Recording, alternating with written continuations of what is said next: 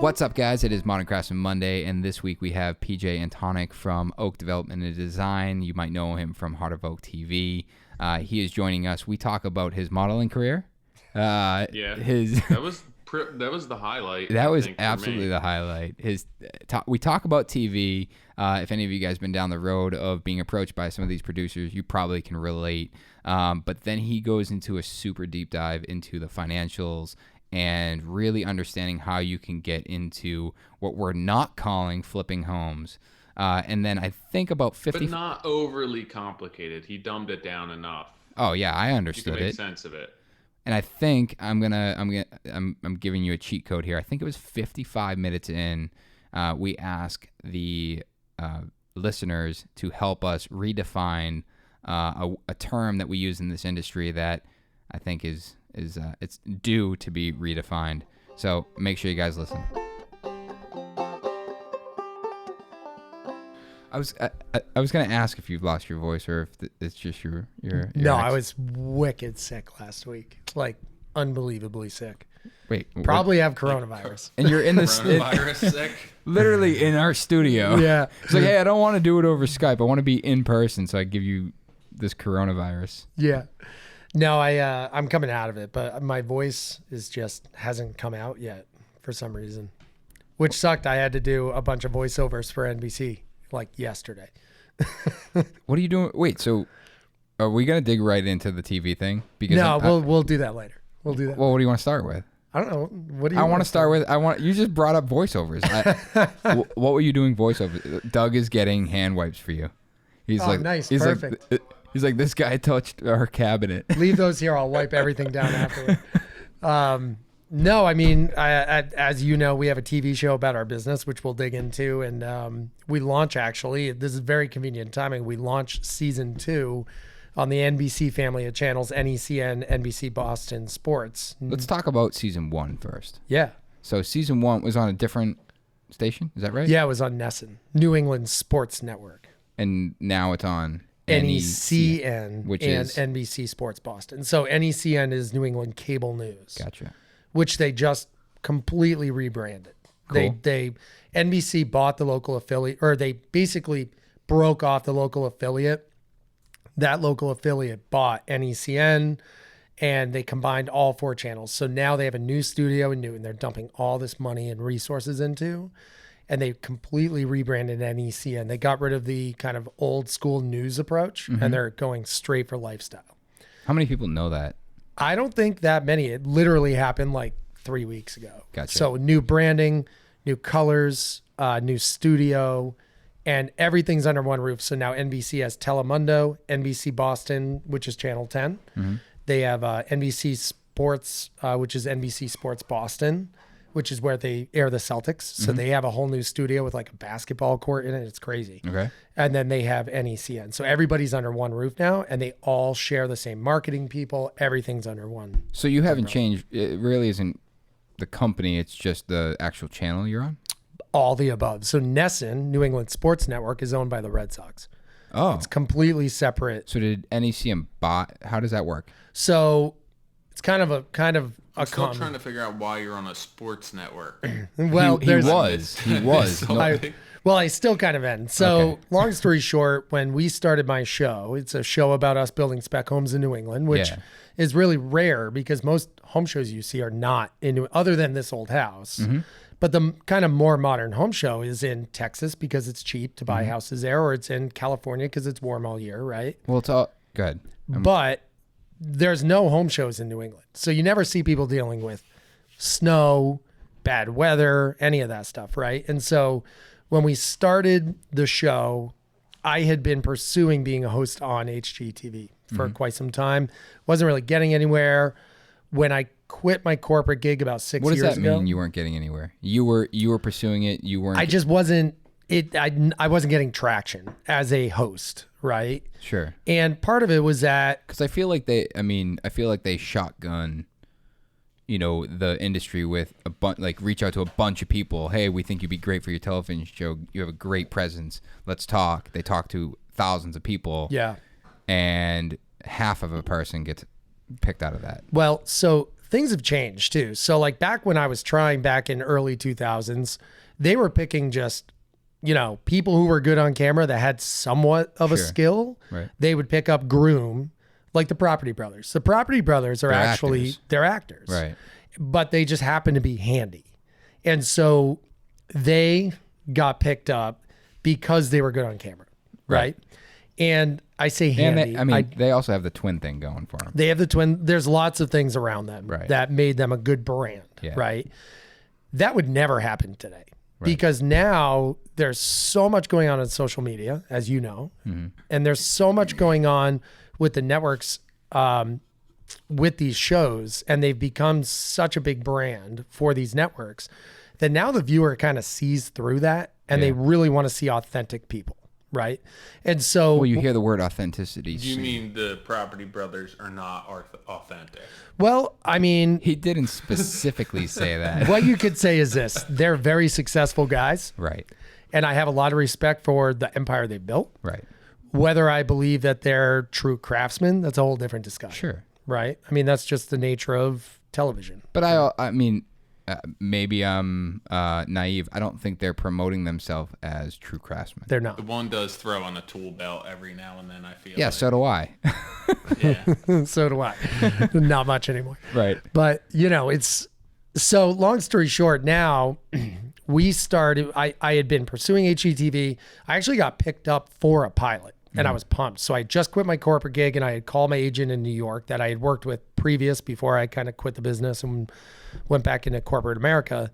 When I left corporate America to kind of pursue building my business as a spec builder, I was like, well, I have the time to go to casting. So I called my agent in New York and I said, hey, I'm back on the market, I guess you could say.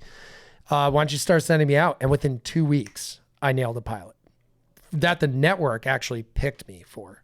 When I say the network, Scripps Network, so HGTV or DIY.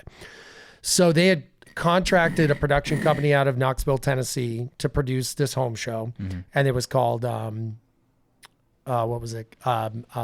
Envy is what they called it. So the whole premise of the show was that me and a designer would meet a couple that wanted to improve their home. We'd bring them to 3 other houses and they would pick things out of those houses that they envied. And then we would recreate something like that in their house. So it's actually a really cool concept. Sure. And the whole idea worked for TV, right? So I was pumped. Here I am, 2 weeks in, land this thing. The network picks me directly. And they bring me to Fairfield County, put me up in a hotel, and we're there for 3 days shooting this pilot. They end up hiring a producer from House Hunters. And the guy completely changed what they were producing on the spot. Me and this, I forget her name right now, it was a great girl. Me and this designer had no direction. They're throwing all this stuff at us, changing what we're doing, not giving us any indication of what we're expected to say, do. It was just total, like, throw us to the wolves and do it, right? Now, if she and I had worked together a lot, it'd be easy. And if we had some sort of structure to it, it would be easy. But we had nothing. And it just, you could tell all of a sudden their concept got turned into a House Hunter International show that happened to be about building homes. So it made 0 sense. And it just went like shit, to be honest. And by the end of it, I was so discouraged. And I was just like, I can't. So the whole thing flopped. Nothing happened with it.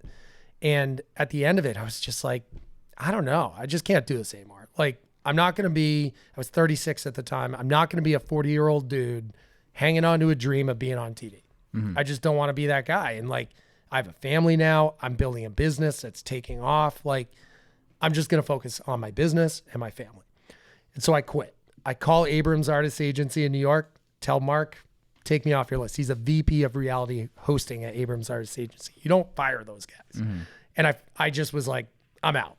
Don't want to do it anymore. What is that relationship? You say you have an agent in New York. Who approached who? What does the contract look like? What is that relationship? Yeah, so I'd been in and out of the entertainment industry a lot in my 20s. So how so? So in my 20s, I was living in the New York metropolitan area. I was pursuing making the national team for rowing.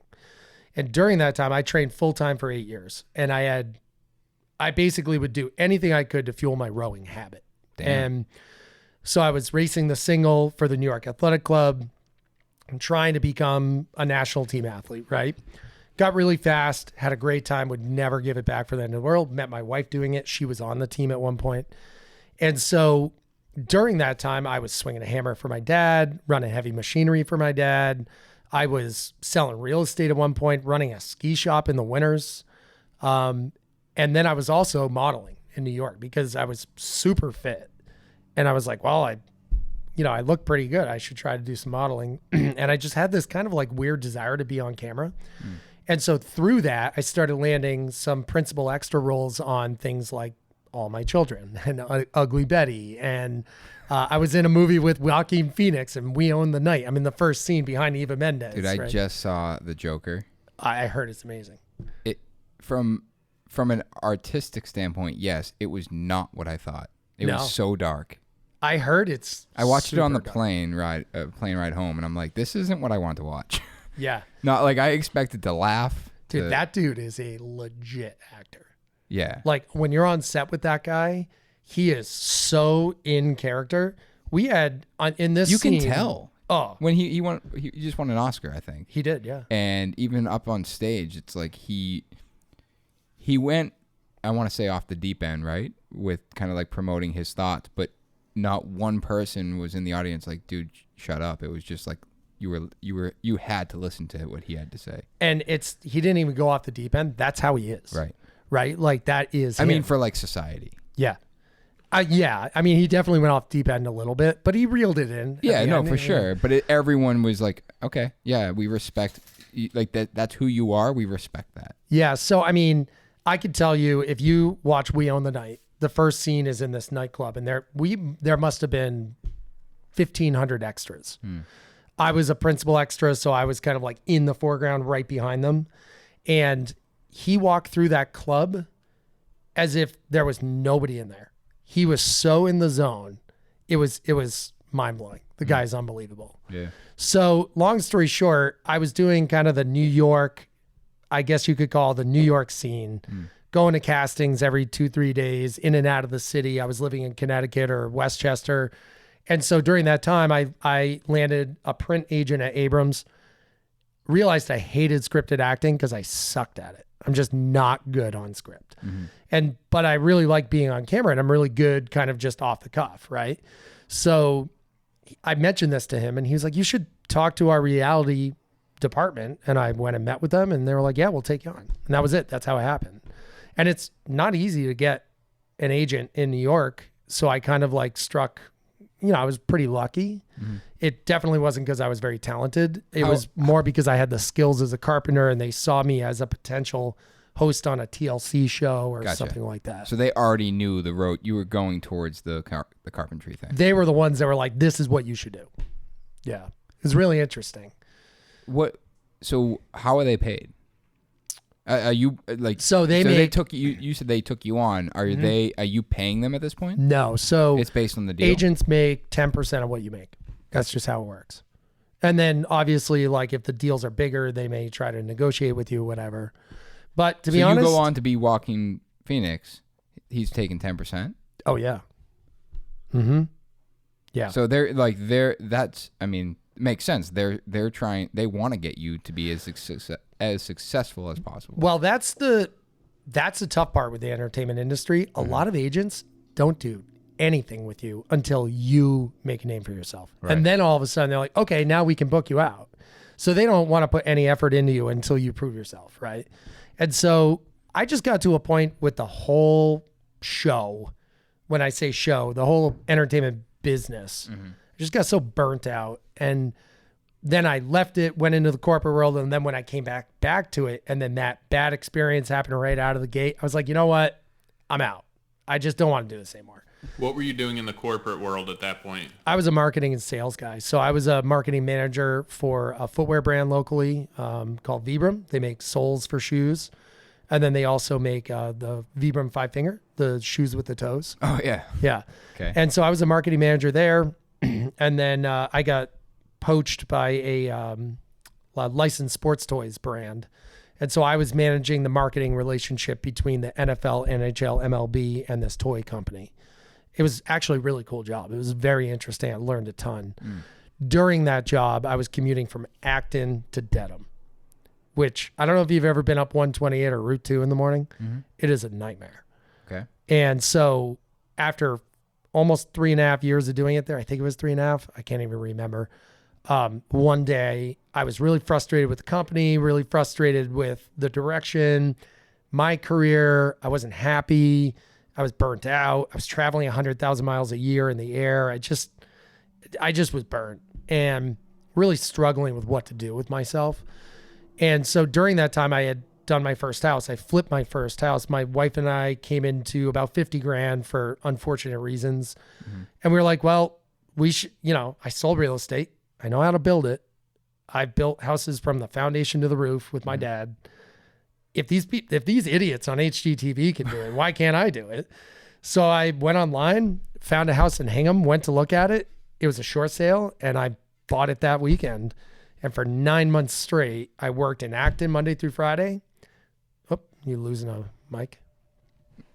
Just keep rolling. I worked in Acton Monday through Friday, and then every Friday night, I would get my 4-door Jeep Wrangler, drive to Hingham, sleep in the job site all weekend. No lights, no water, nothing. I would go to Dunkin' Donuts to go to the bathroom, and I would work on the house by myself all weekend with music.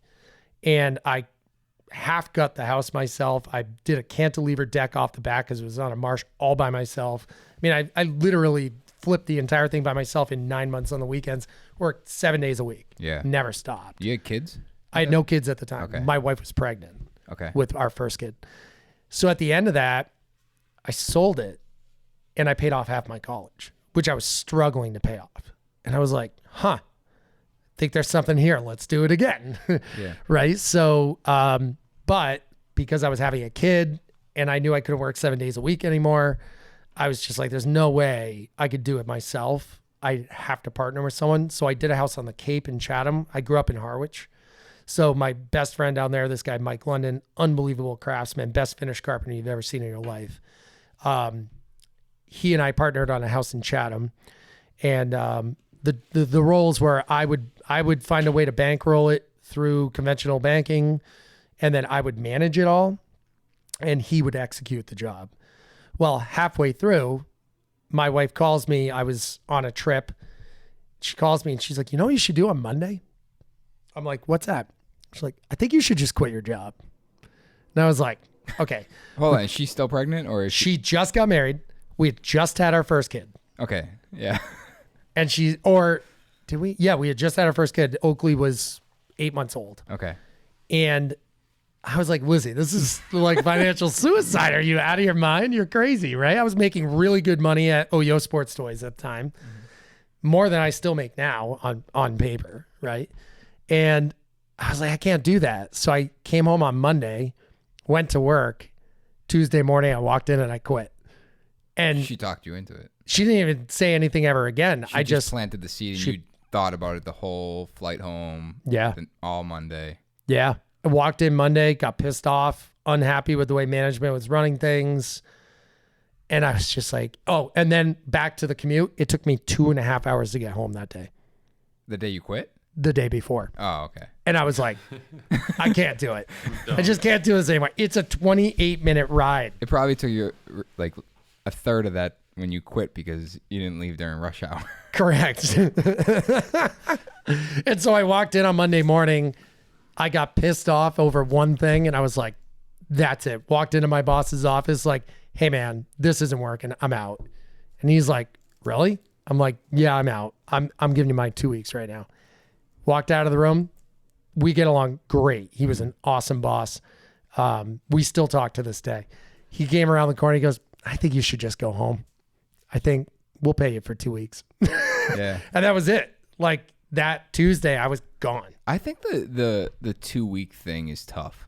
Oh, because once you're at that point, it's like, it's weird.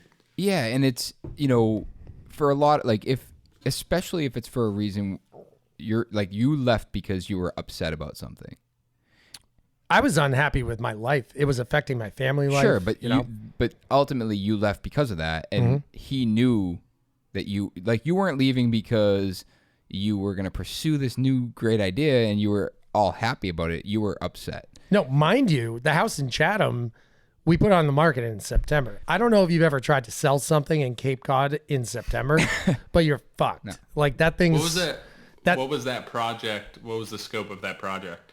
So that project originally was going to be a flip. Then we started digging into it, and we realized it was a Sears and Roebuck kit house made out of strapping. Mm-hmm. Not kidding. Like the walls were made out of strapping. Mm-hmm. We ended up keeping half of one wall because it was on the historic list. It wasn't on the register, but because it was built before 1970, it falls under historic in the town of Chatham. Mm-hmm. So we were forced to keep half a wall. And then we built a brand new house from the ground up. Mm-hmm. So it ended up being a new construction. It was a 2-bedroom, but they were putting sewer in the road within 2 years. So we built it as a 3-bedroom, but we couldn't sell it as a 3-bedroom. Had to sell it as a 2-bedroom, which was another big mistake. Mm-hmm. And so I had this inflated notion of what we could get for it. But and I was like, no, well, it's a 3-bedroom. Realtors were like, well, no, it's not a 3-bedroom.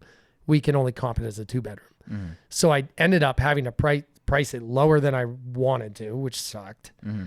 And then it didn't sell because it was a fall market on Cape Cod, which lasts basically from, I would say, 3rd week of September to November 1st. That's your market. If you don't sell it within that time, just take it off. Mm-hmm. You're stuck with it until the spring. So we had a killer New Year's Eve party. It was awesome. We had like tons of people, slept over on air mattresses. We got stuff at IKEA, had a great party. It was awesome. But so now here I am. I quit my job. I've got an 8-month-old, a new wife who I'd been together with 8 years, but still.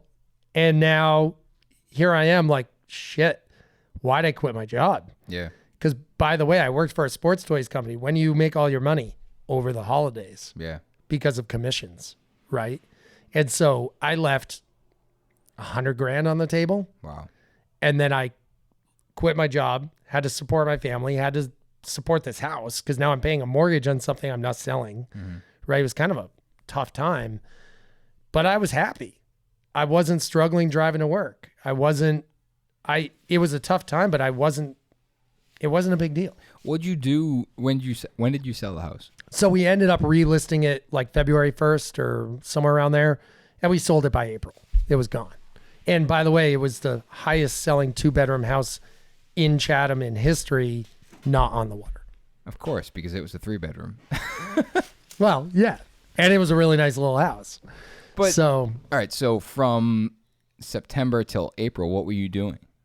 I was literally doing anything I could. I was swinging a hammer with my buddy Mike if I had to. Gotcha. I was whatever I had to do. Yeah. You know, you were staying busy. I don't remember, to be honest. I was just kind of figuring it out. Yeah. I was in a big life change at that time. And I was like 37, 36, 36. And I don't know, I was, I guess, kind of having a midlife crisis. Sure. Honestly. And so from there, we sold that, paid off college. Okay. Just wrote a check for $50,000. Just paid it off. Yep. Paid off Lizzie's car, paid off a credit card, and we were debt free for the first time in our life. And I was like, okay, let's do another one. And at that time, I was looking for a job. I was actually interviewing at the Red Sox to be a marketing guy for their sales team, and I never called them back. Okay. Because I just couldn't do it. You interviewed and then left and said no. I didn't even say no. I just was like, but I mean to yourself, like you drove home and be like, nah, I can't do that. Yeah. I just was like, I just wasn't, it just wasn't in the cards for me. You know, I could probably be a CMO at the Red Sox right now, but I'm just like, I just couldn't do it. You know, I got beat up so hard in corporate America for the 5-6 year run. Mm-hmm. It just was like, I like being my own boss. Yeah. I like being a boss. I like mentoring people. I like teaching people. I like supporting people. I like treating people well and having them succeed. You know, like I get a rise out of that. It's really self-fulfilling. And so I didn't realize that at the time because I had one employee, my dog. And, He was on the books too, right? Yeah, on the books. Yeah, I wrote her off. Paulie makes like $100,000 a year. Yeah, at least. At least. You got to pay for those vet bills. It's true. So yeah, so then I bought a house in Hingham. We were living in Dedham. I was doing the reverse commute. And it was a shell somebody had started, never finished. It was known as the Green Monster in the neighborhood because it was all zipboard. And it just sat there for like 3 years. And so I bought it. I finished it. Went way overboard on the finishes. Not that this podcast is sponsored by Huber, but did you have to replace the zip? No, it was fine. At least I'm going to get a sponsorship for this after. you should. I mean, I was shocked, to be honest. It was all taped. Yeah. And it had... Did they roll the tape? I don't think they rolled it. Oh. And I'm sure the nailing pattern was wrong. 100%. But they had a roof on it and they had windows in it. And that was it. The inside was a shell. Okay. I ended up myself on a Saturday taking all the walls down on the second floor because I didn't like the layout and reframing it myself. Yep. And then I finished it and I went way overboard on the finishes. Like stupidly way overboard. Why? Like at this point in your career, what changed that you decided that the last two, were so? Now I'm going to go overboard on the finishes. Well, I mean, the last two were actually, for the prices I sold them, were probably the nicest house at that price point you could find. Sure, right. But And there so, was something that had to trigger that you were like, I'm going to go all out. yeah, I think what it was is that's a great question. So when I started this business, there were two things that were my biggest core values. And at the time, I didn't realize it was going to be the backbone of my business. The first was everyone gets paid when they give me a bill. Mm-hmm. Everyone gets paid. Mm-hmm. I don't hang anyone up for money because I remember when I swung a hammer and people would hang me up for money. I'm like, how do I pay my bills, right? And my other theory was if I pay all my subs right away, like literally that day, my checkbook's in the truck, then they're going to want to work for me again, right? That was my theory. Number two was I'm not going to skimp on quality. Even if I have budgets and margin that I have to hit, which is very different than your business model, right? If I need to make a decision that's right or wrong and the right decision is more money, I'm going to make the right decision. See, I'm going to argue that. Okay. Because I don't believe that my market's any different. I still have a budget. I still work, and this is a conversation that's come up multiple times. Tyler, same thing with you. It's like we still work with a budget. Sure. And I think if you're a developer, a spec builder, or a custom builder, the budget might be higher because the client wants to spend more money. Sure. And yes, I think there's opportunity for you to increase the budget in the custom world where it's like, hey, we could upgrade this, but it's going to cost more money. Where in the spec, you're not. It's like, this is your budget, you work to it. That I'm guessing that's what you're getting at. Yes, not exactly so much that... Yeah. If I bid a job, if we have a job, or they say, we do it all the time. What's your budget? $600,000? Great. Let's design a $600,000 job. That's my budget. Totally. So if I'm in it and I'm making, say I'm scheduled to make 20% on that, and I get to a point where it's like, hey, we could do a little bit better, and now we're going to only make 18%. There's a lot of times where I'll do that because I'm not going to. I want to upgrade, or I know that this is an opportunity where we can over exemplify our quality. So I think that's what you're trying to say is that we have the opportunity, correct, to increase budget. Yeah, and we do too. The way we build our business model, we do as well. So, when I started the business and I had those two kind of core values, I stuck to them. And so back to your question about, I'll try to keep us on track a little bit. Back to your question about, let it flow. Number 3, right, Tyler? Right? Yeah. Back to your no structure here. So the third house, I said, you know what? I want to be known as the guy that really pushes the envelope with finishes and really cares about what we do and thinks outside the box. I don't want to be your typical spec builder. Mm-hmm. I don't want my houses to be specky, right? Like I want to be known as the guy that has unique finishes. Sure. So I went after it. I made hardly any money on that house. Excuse me. But as a result of that house, I got 2 buyers for future houses that I sold before they were done. Last month, that same house, now the guys have been in it 3 or 4 years, that same house hit the market. I sold it for $889. It sold for 1.15 last week in one day. Wow. Right. And I got 2 buyers off it because they walked through it and they saw our finishes and were like, oh, we have to talk to these guys. Yeah. So that was my theory, is like, I need to put myself in that category. It sucks because I wish Johnny was here, because he talks about that a lot, where, you know, he's done a lot of spec in his life. He's getting into more custom. That was his goal, and he's charging it, but he's done a lot of spec homes. And that's always been his motto, is that I don't want to build what everyone else is building. Mm-hmm. I need to put flair on it. It needs to be my own. I need to, you know, exhaust the extras that I put into it in order to be different. For me, my reputation and my brand are way more important to me than making money. Mm-hmm. And I've always subscribed to the idea that the money will follow. We'll make plenty of money. I'm not worried about it. I want to make sure that I'm on brand, that the quality is there, and that's more important to me. It's more important to me that everyone that I'm paying is getting paid and that my brand is right than for me to pull a paycheck. Mm-hmm. That is how I run my business. Sure. And as a result, it's been very successful. It's been really good. Now, to talk about the business model differences where we were a couple minutes ago. So I'm playing with a market, right? So I build my business model very conservatively on every house I do. Mm-hmm. So I try to buy it right. Everybody says it's always about buying it right. And to a degree, they're 100% right. So I try to buy it right. And the way I do that is when I'm evaluating a house, I look at it and I say to myself, I'm in the business of real estate. I'm not a house builder. So how am I going to make this specific job the most profitable? What's the best angle to take it at? So does it mean we're going to take the roof off and put a second floor on it? Does it mean we're going to tear it down? Does it mean we're going to put an addition on it? Or maybe we just leave it as is and just gut it, right? Mm-hmm. Notice I say gut it because we gut everything. Mm-hmm. Everything is all new.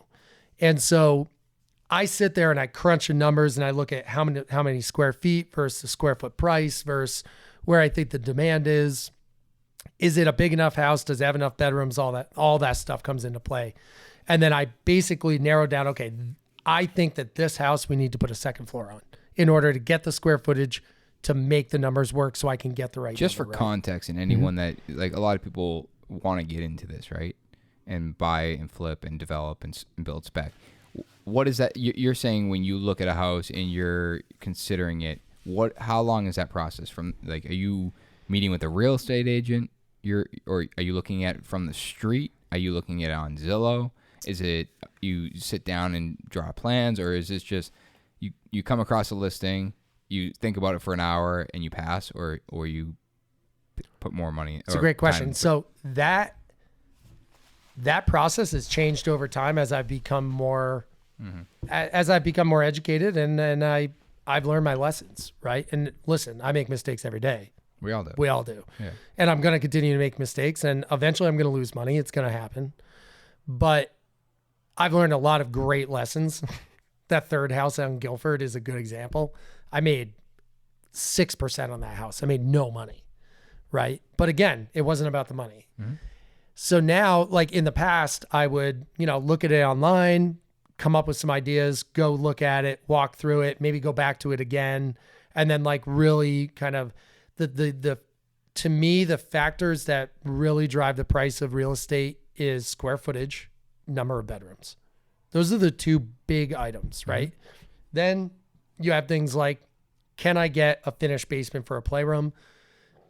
Can I add some square footage by taking advantage of some unused space? What's a garage? Is it 1 car, 2 car? Can I get a 2 car into it, right? These are all questions I ask myself as I'm evaluating it. And then I determine, the best recipe based on those things where I can maximize my profit. Now I can pretty much do that looking at it from the street and looking at it on Zillow or Redfin, right? I don't really even need, I can get into the house once and know what I need to do, run my numbers, come up with a business model and make an offer. Right. And sometimes I don't even get back into it until after we close and we've already designed a renovation. So coronavirus. So Don't joke about that. If I get sick, I'm coming after you. okay, I'm gonna wipe the whole place down. So basically, it's evolved over time. So now I've become better at evaluating things. So I'm actually looking. A little dirty secret about our business. We're looking to do a house in Laguna Beach or Newport Beach, California. I love Laguna. It's the best. Yeah. And I made offers on something a month or two ago, never even went to it. My realtor out there that I'm buddies with, he's a great guy. I met him going to open houses. He's an awesome guy. He just did a video walkthrough. Yeah. That's it. And I made an offer on the house for $1.2 million, which seems crazy. It does. But Tyler, when your client calls you for a renovation, are you at, like, when you get their address, are you Googling it? Yeah, for sure. I feel like I've done this so many times where it's you get on the phone and you're evaluating whether they're a good fit. Hey, what's the address? I'm just going to pull up the listing real quick. I'm walking through. I see the space. They're talking about, hey, I want to do a kitchen. I want to do this, or I want to do a full gut, or I want to do a full renovation. And then they're like, we should meet at the house so we can walk through it. I'm like, I don't think I need to. Yeah. Yeah. I've seen enough, and it's at that point, it's like I'm doing that. It's just like I know whether or not the house is going. Like, at the end of the day, can I photograph this? Is it going to be a cool ass house? Mm-hmm. And it's like, if does it fit the brand? Right. And if it does, then it's like, yeah, I'm going to show up and I'll walk around the house and appease you, but I already know what I'm looking at. Well, and like some people might think that that's kind of an egotistical way to look at it, but it's not. It's you're making a decision on, is it worth taking your 14 people and applying their labor to it?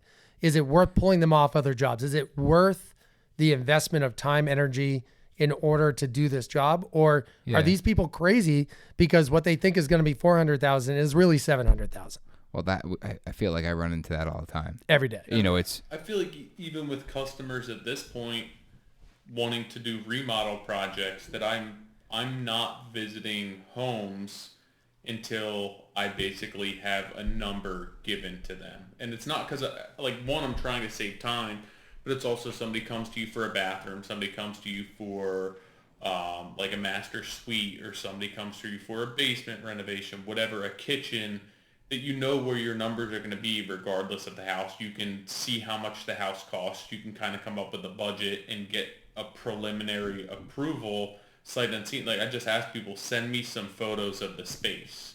It doesn't matter how big or small the job is. For me to walk a project and actually inventory the amount of work and the details at that point, I feel like you're just taking more information than you actually need at that point. You need that to develop and refine your budget and kind of reverse engineer, but those preliminary numbers, you don't need to know any of that stuff. And so do you just give them like, listen, based on what you're telling me, I think it's going to be between 250 and 280 grand, and you kind of give a ballpark and get a read on them? Is that how you do it? Yeah, say this is where our projects start. Or based on the age of your home, we need to take it back to this level and then reframe. And then every job that I've ever done where there's a bathroom in a 100-year-old house and there's cast iron, they've hacked through all the floor joists. So we're going to have to repair and restructure them. So there's just cost associated based on the age of the house, what area you're in, that it's super easy. I feel like if I were to spend 15 minutes pricing something versus 15 days, I'd probably wind up at the same number. Sure. Mm-hmm. I run into the same thing because I'm talking about how we're a spec builder, but we do probably 3 to 4 larger customer renovations a year. And I run into the same thing. People call me and they ask me the same things. And I pretty much vet them ahead of time by throwing them a realistic number based on photos or whatever, and kind of see like, are they being realistic or aren't they? Right. And I approach it very similarly. Yeah, I don't think the more time I spend pricing a job doesn't necessarily mean that my number is more accurate. I think that we can kind of reverse engineer that number more. But I think that initial budget and that gut check is usually pretty accurate. You just don't know exactly what you can put into it at that point. So this is you're gonna have to spend this amount to get that space. So this is very similar to the way I approach a spec. So basically, once I evaluate what I'm going to do at that house, I kind of come up with a preliminary number that I feel good about based on, I track all my numbers in QuickBooks. So every line item in the house has its own class category. So what I do is I have an ongoing average of what everything's costing me, and I have this massive estimation sheet. And so what I can do is say, okay, based on what I know I'm going to do here is similar to what I did on Gardner. So I'm going to build a similar budget and cater it, maybe bump it up a little bit just to cover myself. And that's what I give my bank when I first start. And then I fine tune the job based on that budget because I take construction loans out on everything. So, but we'll get into that. Yeah. So I use a local bank called Mountain One Bank, similar to like Hingham Savings or DCU or any of those. Right? I want to get into the financial side, but keep going with what okay. So long story short, I have to, in order to close, the bank needs some sort of budget, but I don't have the plans yet, but I want to move fast and I want to close fast to make the customer happy and to keep things rolling. So what I do is I create, a preliminary budget, and they're aware of this. It's all,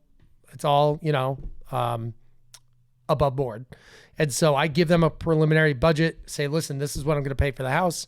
I'm going to put 400,000 in, or we'll use some real numbers. So I'm going to pay 500 for the house. I'm going to tear it down. I'm going to build a new house for 700.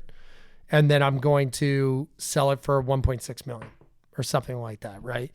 And so the bank will say, okay, we're comfortable with these numbers. We know your work. I'll give them an example of quality, like this is going to be similar to my last house on Hersey Street or whatever it might be. If my bank is comfortable enough with me now, they'll trust that and they'll say, okay, we'll finance up to X amount. Obviously, if the appraisal comes in weird, then we have to adjust it. So now I've got my financing rolling. And then as soon as I have a P&S signed, I pull the trigger on my draftsman. And my draftsman has an email with a design board of everything I'm kind of thinking based on things I've seen on Instagram or Pinterest or House or... Who's putting that design board together? Me. Okay. Yeah. So I put the design board together and it's simple. It's like a 6-page PowerPoint. Sure. First page is, what's the purpose of the job? What are the parameters of square footage, bedroom, all that type of stuff, right? Is your wife involved? Yeah. So my wife is involved. Always, or is this new? Always. Okay. She was moonlighting for many years as a second job kind of for me, but now she works for us full time, which is awesome and scary. And so I typically give the inspiration board and then Lizzie picks all the finishes. Cool. I used to pick all the finishes. Sure. I don't have the time anymore. So now Lizzie's kind of, and we really do it together, but she's kind of spearheading it now. And then I'm kind of like, going to meetings and saying, yeah, this looks good. Or you're crazy. I'm not spending $60 a square foot in a tile, that type of stuff. So, so now I got the financing rolling. I've got my draftsman rolling. The second I sign a P&S, I've got my plot plan guy there doing a survey. I've got all the things in the motion because for me, the most valuable time is from the time I sign a P&S to the time I close because it's free. I don't pay to carry the house, right? And it's time where I always put in my P&S that I'm allowed to come in whenever I want as long as it's convenient for the seller and that I'm allowed on property at all times so that we can go in and we can plan and we can do the window schedule. We can get everything lined up. We can get the takeoff to Mid-Cape Home Center. They can start working on that. So that's all really valuable time in my world. Yeah.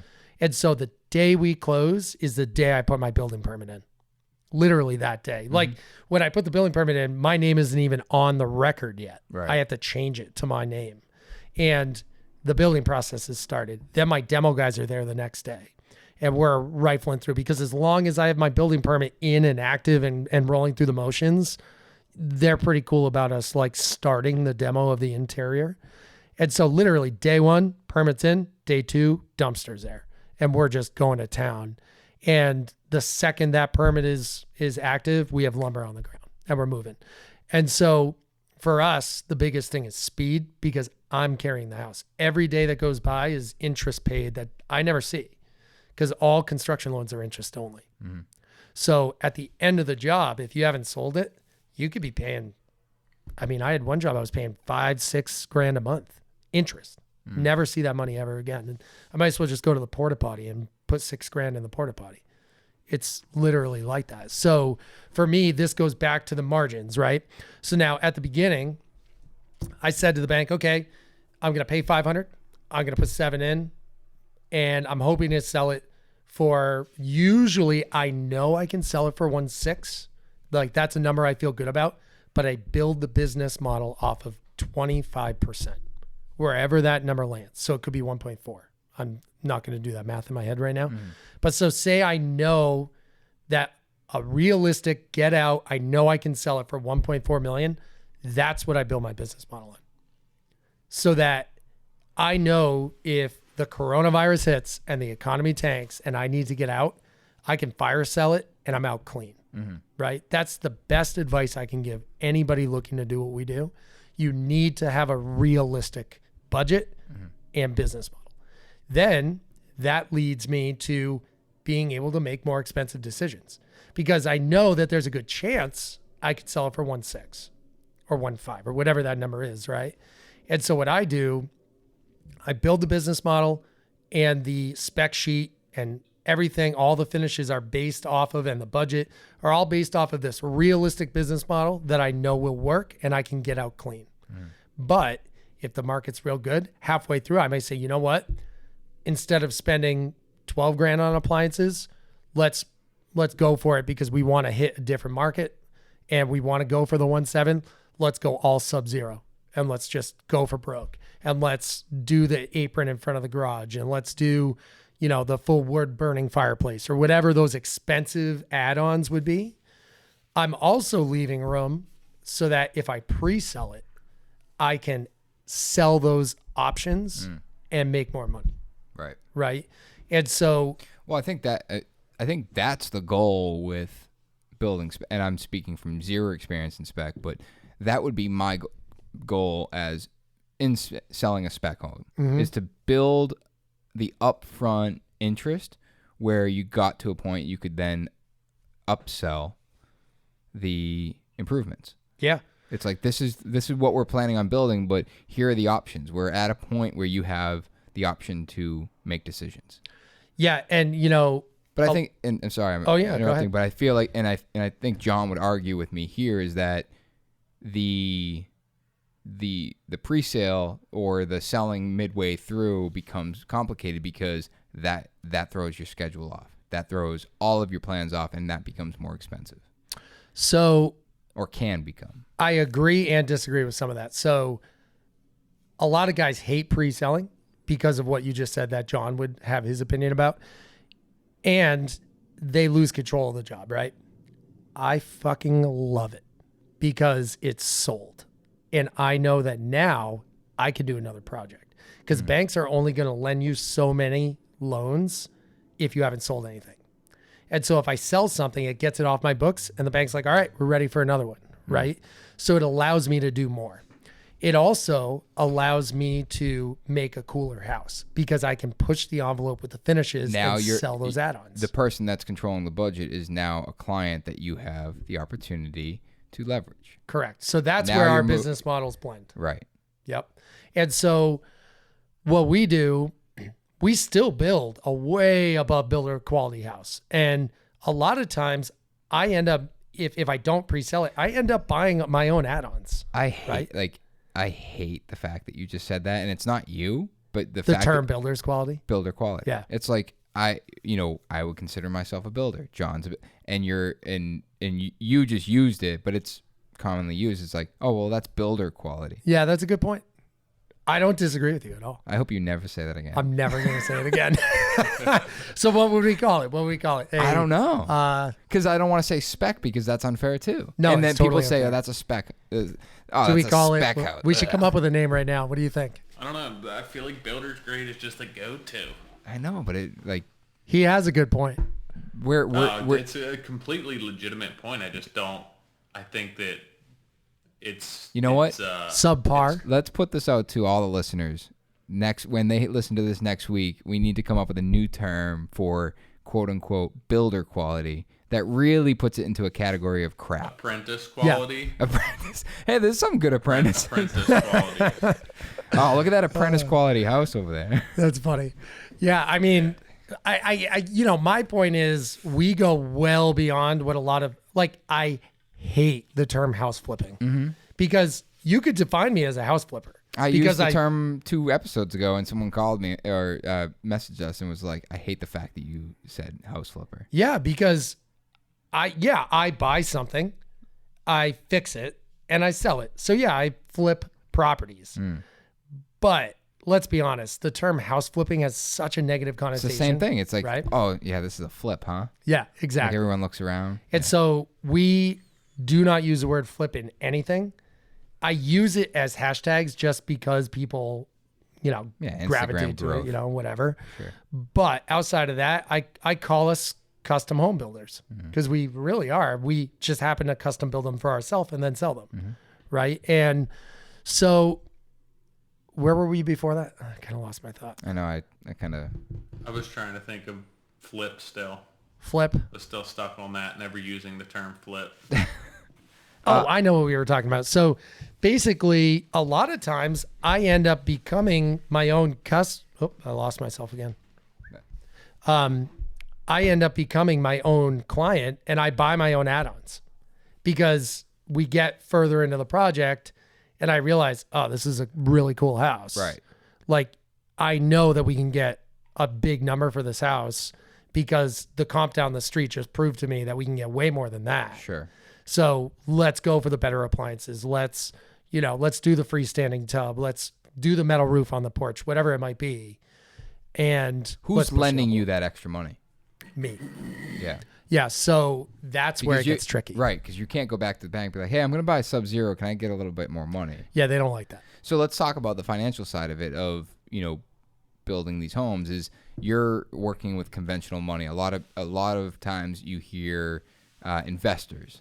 So I've been down the road of the investment conversation. I've wanted to get into more of a spec house. I want to bring modern architecture. Builder grade or nicer? Nicer. Apprentice grade. I want to bring LA style modern homes. I love it, dude. I'm to all Boston. about it. Brother, are you talking property brother grade or nicer? Nicer. Fixer upper grade or nicer? A little bit nicer. Okay, somewhere between fixer upper and this old house. Yeah, exactly. Yeah. But and I've been down this road of I'm not at all an expert on it. I've only had a handful of conversations at best, but it's very number driven. It's very, hey, this is, you gotta prove to me that this is a 20% job. Like we need to, on paper, it has to map out. And, for what I'm trying to bring is modern architecture. It's a huge risk. Totally. In a lot of eyes. And I applaud you with that. Like the house we're doing in Hull right now, I wanted to do a modern home. And the amount of people that it just wasn't the right location. If it was on the water, I could have done it. But where I was, it wasn't. It's so risky. Okay. So I disagree with you so incredibly much here because I think that the modern architecture is risky because it's not here. Correct. It's not here because no one's demanding for it. If there were, I believe, if the market had it, people would buy it. People would be like, that's an option. I want that. Mm-hmm.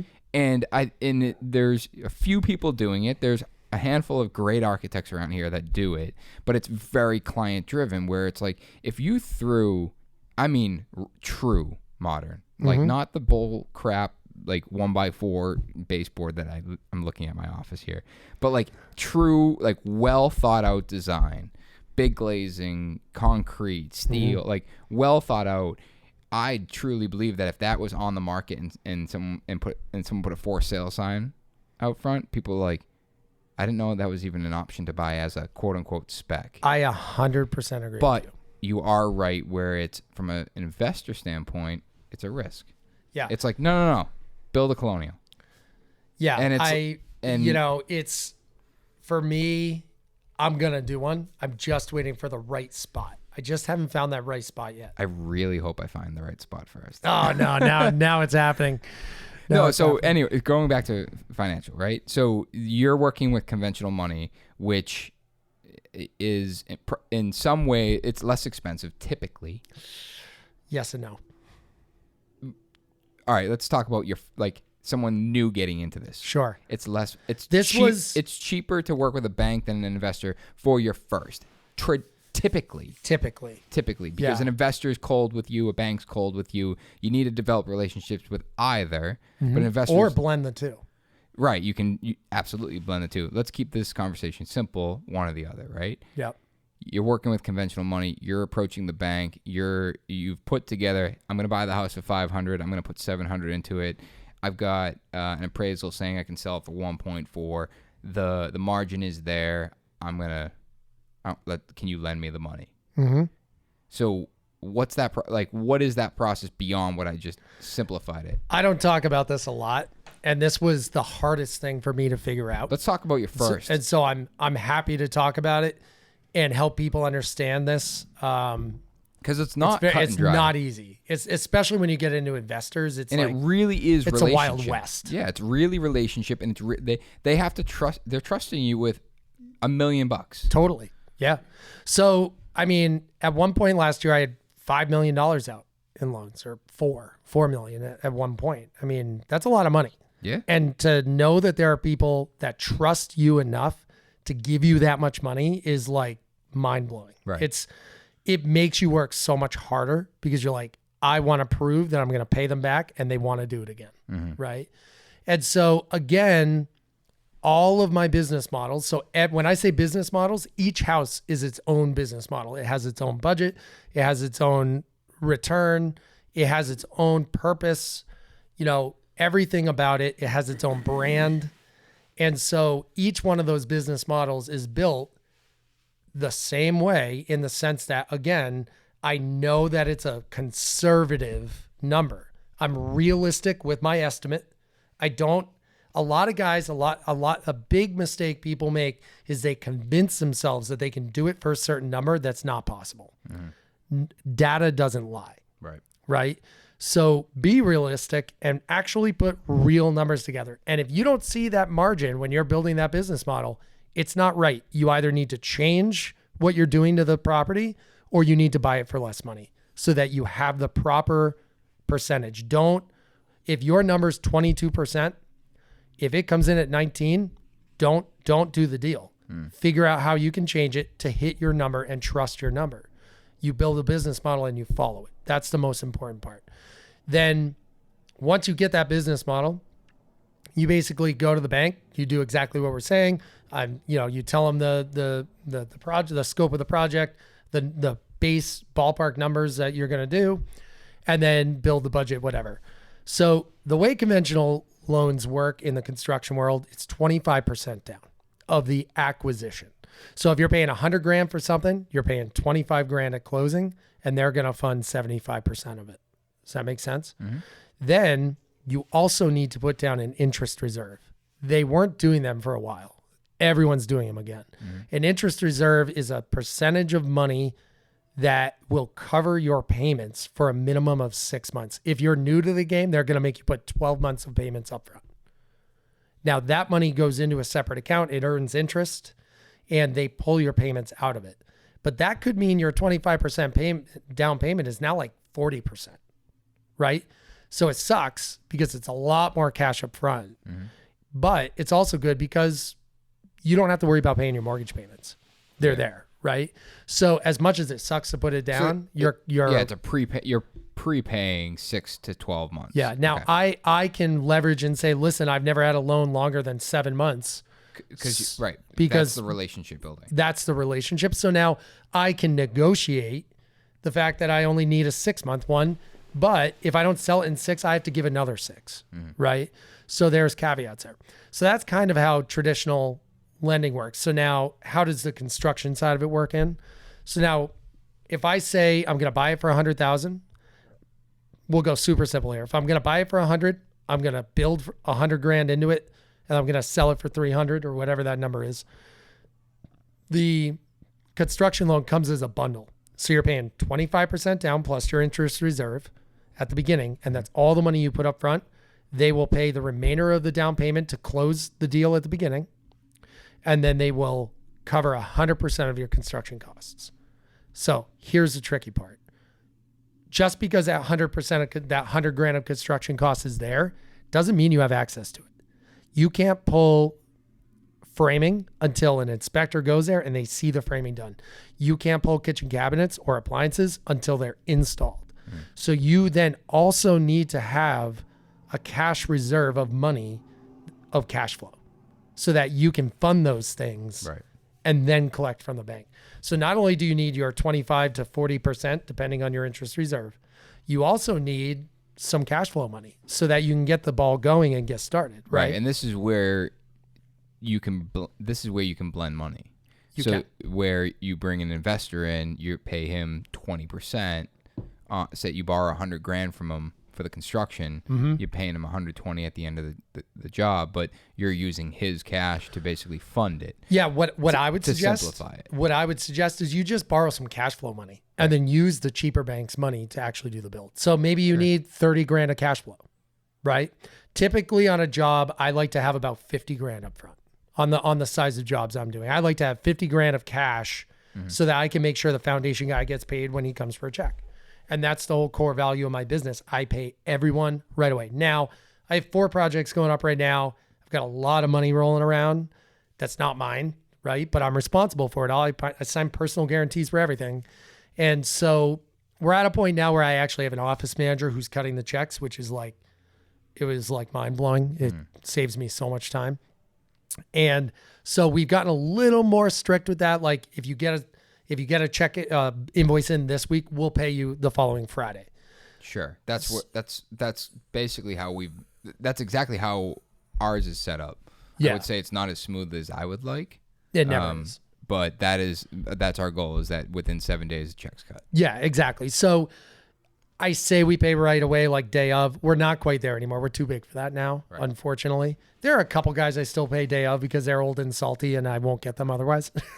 But like I was going to say definitely your concrete guy. My concrete slab guy, he wants to get paid before he rolls off the job. Like the concrete's not even dry and he's getting a check. He's like, yo, I'm not spraying down that driveway until you cut me a check. Exactly. Yeah, like that's just how he rolls, and Julie knows it, and we make sure the check's there. But any new vendors is different. But anyway, long story short, you have to have that cash flow money, right? So not only do you need the 25 down plus your year of interest payments, you also need 25 or 30 grand of cash to make sure you have the money so you can pay people, and then you collect from the bank.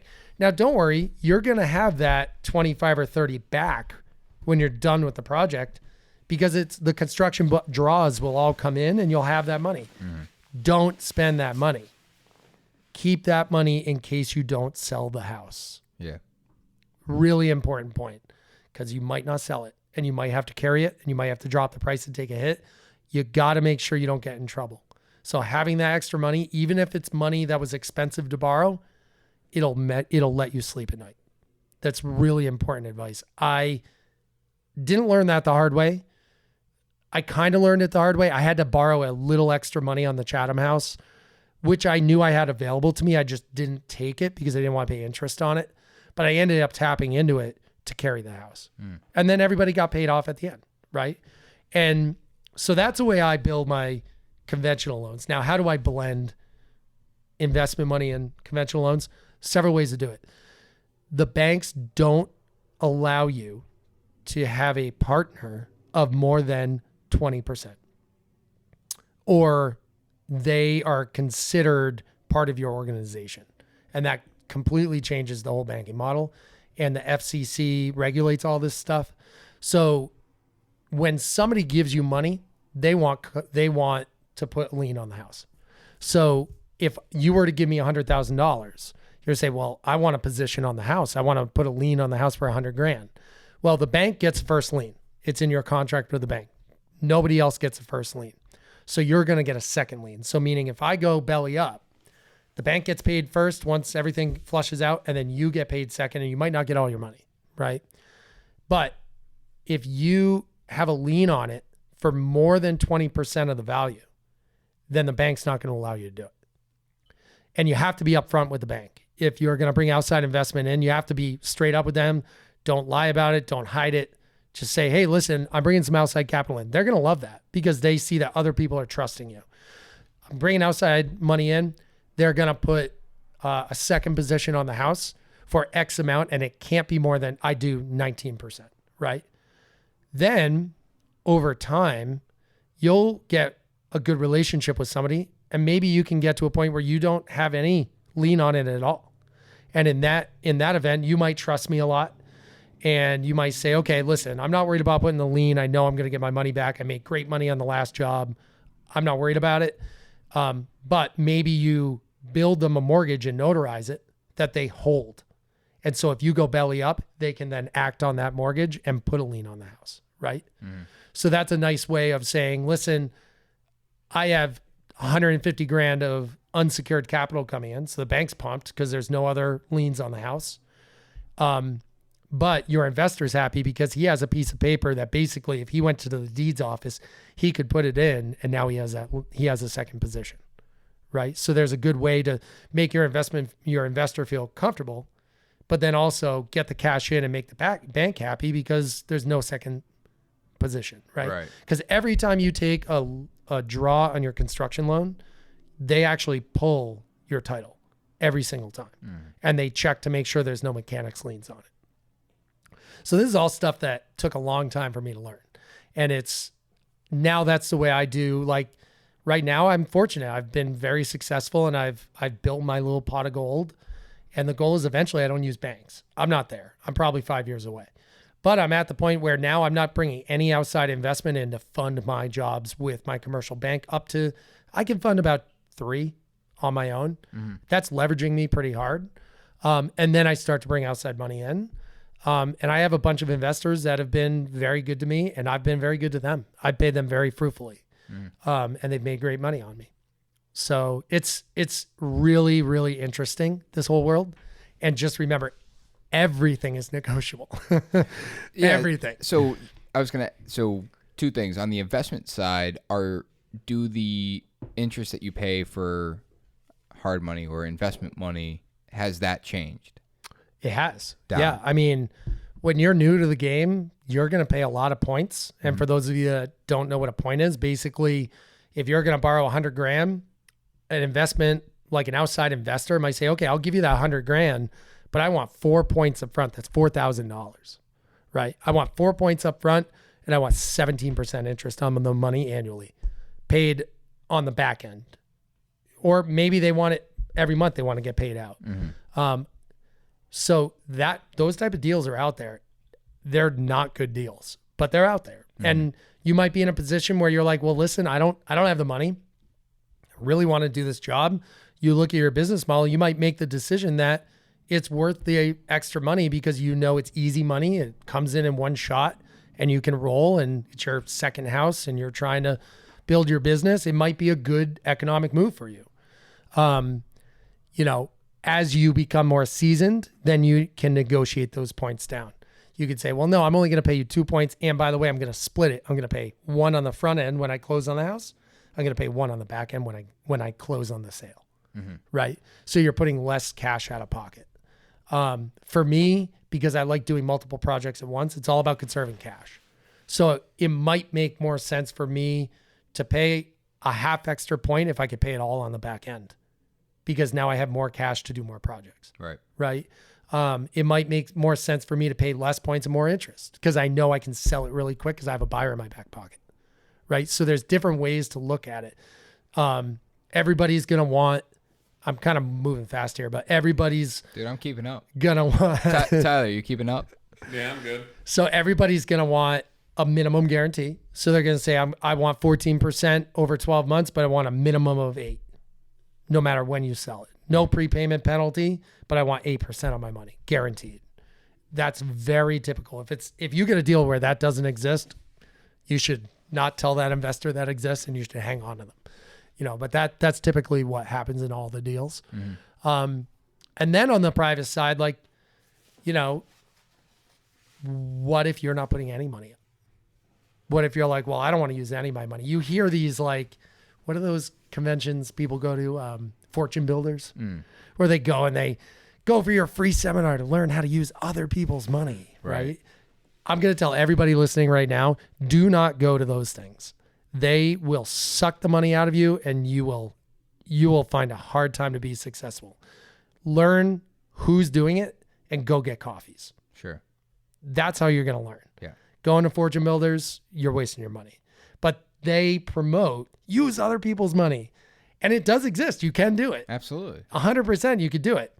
But it costs you a lot of money. Right. Right? But it might be worth it because... to get the ball rolling. Well, not even that. Like, I have the ball rolling, and I'm doing a deal right now where I put no money up because it allows me to conserve my cash back to cash flow and do another project. Right. Right? Get the ball rolling on that. Yeah. Yeah, exactly. Sure. So what I like to do is have a blend. You know, maybe I have 2 projects that I've fully funded with a commercial bank at 5.6% at 1 point down. And again, it's expensive on the front end because I got to put 25% down. I got to put my interest reserve up. I have to have cash flow. So there's lots of upfront costs that I need to come up with, but I'm saving money on points. I'm saving money on interest rate, right? Then I might say, okay, well, this quick flip over here, I know I could get done in 3 months. It's in a hot neighborhood. I know I can move it fast. So I'm going to use hard money on that. I'm going to use my buddy Randy at Cutter Hill Capital. I'm going to call him up, say, Randy, I've got this deal. And it's like lightning fast. Paperwork's easy.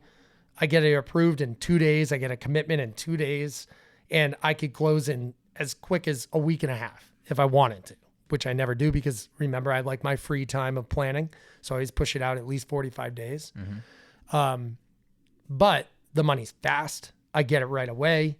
It's the same process. He puts a mortgage against the house, just like a conventional bank, but I'm only putting 10% down, right? So again, I'm conserving cash. And maybe I'm paying 13% interest, but I got the money a lot faster. I'm moving quicker. When I put a construction drawing with him, he inspects it himself. He's much more lenient because he's a risk taker. He's a hard money lender. So he'll say, okay, listen, all your framing's on the ground. I know you just spent $60,000 on framing or $30,000 on the first 2 floors of framing. You know, I know you're putting it up this week. I see the carpenters here, so I'll release those funds. Whereas the bank is going to be like, no effing way. Yeah. You're not getting that money until it's actually has nails in it, right? So hard money is really valuable because you can move really fast. Sure. Right? So on a quick flip, when I'm holding it for 3 to 4 months, hard money is actually better because I can move faster. I can get the thing done faster, get it on the market faster. I'm paying less carry cost over, 6, 7, 8, 9 months, right? So if you look at those cost benefits, it actually might make sense to go with hard money. So I like to kind of spread how I'm borrowing. So I'll have 2 conventional, I'll have 1 hard money. And, I only have to put 10% down. So if I buy something for $400,000, I only got to come up with $40,000. No interest reserve. It's much more cost effective, cash flow wise. And so I could do a lot more and a lot more projects. So you really need to evaluate how you want to spread your workload and how you want to spread your investment capital that you personally own. And really do the math. Sit down, look at spreadsheets. Data doesn't lie, right? You said that. So I have one other question I want to kind of change the direction that this conversation is going. But for those, because you keep alluding to those that want to get into it and the advice, what was the conversation with the bank, the first deal, or how did you find a hard money lender that was willing to try? Like what does that look like? So it's going to be hard to find a hard money lender with decent rates until you have a track record. Sure. Number one. So conventional is a way to go. Okay. It's a lot of money up front. So let's skip the hard money. Skip the hard money. Later on. Conventional, a lot of paperwork. Sure. You're cold with the bank. You have this idea to do a spec. Yep. You walk into the bank with what? You walk into the bank. Well, so that's a great question. For me, I had family background of building homes. Yeah. Right. So I was able to walk in, prove to them that I was physically able to do it, gain their confidence with not only my ability, but also the fact that I was an honest person, the fact that I came across likable. Like they actually look at all that stuff. Sure. They're going to look at your Instagram. They're going to look at your Facebook, all that stuff. Right. And they might even ask you for referrals to call and interview and talk to. Right. But at the end of the day, conventional banks are there to make money. Of course. So if you have the down payment and you have some running capital and you identify a property that makes sense, they're going to lend you the money. You might not get as good of a deal as I get. You might have to put 2 points up front or something like that, but you're going to get the money. And it might suck to put that extra money up, but you got to pay your dues and you got to kind of build a track record. So I kind of broke the rules on my first two, and I just went for second home mortgages, not construction loans, because I just said, hey, I'm investing in an investment property. I'm going to hold it. The first one, I lied through my teeth because we were living at a private high school that my wife worked at. So we didn't really have a house or rent. And so I just said we were going to make it our primary residence. Totally lied through my teeth, right? And so I bought it as a primary residence, and I had my mail going there. I like how you opened the conversation with that I was an honest person and likable. And then it's like, well, I did lie through my teeth. No, I you have to do what you have to do. Right? Understood. At the end of the day, I mean, that's not, it's kind of a white lie, right? As my mother would say, it was a white lie. Where it could have very well been your primary residence if it flopped and you had to hold it. 100%. So, hey, sure. Yeah. Okay. And again, when I was saying the whole trust thing, that's more for when you're down the road and you're trying to get a commercial loan, right? That's when the relationship becomes more of a thing. The first one, it was just, I got some money. I want to buy it. Let's make this work. I want to fix it. Let's make it work. And I, honestly, on my first house, I ended up Home Depot and Lowe's, 0% financed about half of my build. I'm not kidding, because I bought all my windows. I bought I bought everything on that Lowe's card at 0%. Because at the time, if I was over $500, it was 0% for a year. And I was like, screw it. They financed half the bill. Like PJ, you're $4.99. Get me a Reese cup. Yeah. Totally true. Totally. I'll take that Dasani water on the end cap. Thank you. And so I leveraged everything I could to get that house done to the max. I mean, we were broke. At the end of that, we were barely buying groceries. Yeah. But it was worth the risk because I paid half my college off. Yeah. So then have to commute. Well, I was still commuting at that time, but yeah, I was getting to that. So then the second house, I called my broker again, and he's like, are you flipping this? I'm like, no, I'm gonna buy it. I'm gonna fix it. I'm gonna hold it and rent it. You're a liar. Right? So we did it as a second home loan because it was on Cape Cod. Worked out perfectly. There's a good chance I could have had to keep it and rent it. Yeah. I wasn't lying. But you had a party there. In the back of my head, I had a great party there. In the back of my head, the end goal was to sell it. Right. So sure enough, we broke the rules. We sold it. Oh, sorry, somebody was interested. We decided to sell it. Mm-hmm. Sorry about that. Yeah. So then I went back to him for the third one, and he's like, dude, can't do it anymore. They're red flags. I'm going to get in trouble.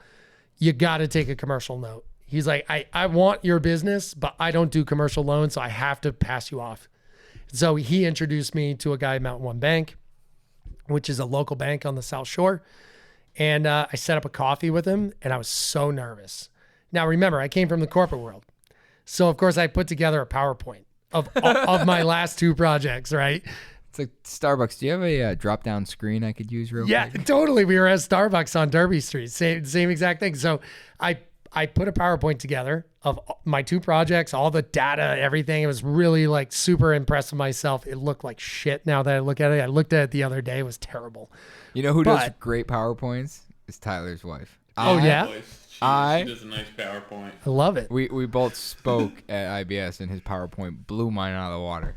It's tough finding a good designer on PowerPoint. We had to make a PowerPoint, and the ladies asked me, "Do you have your PowerPoint soon?" I'm like, "You really have to wait for my wife to get this stuff together for you."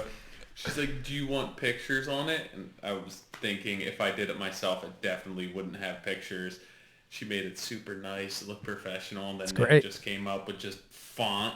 I was like, yeah, at least if nothing else goes well, I have a better PowerPoint. Yeah, mine was all text. Either way, go ahead. Either way, I put together what I thought was a pretty good PowerPoint, and now I look back, I'm like, that was terrible.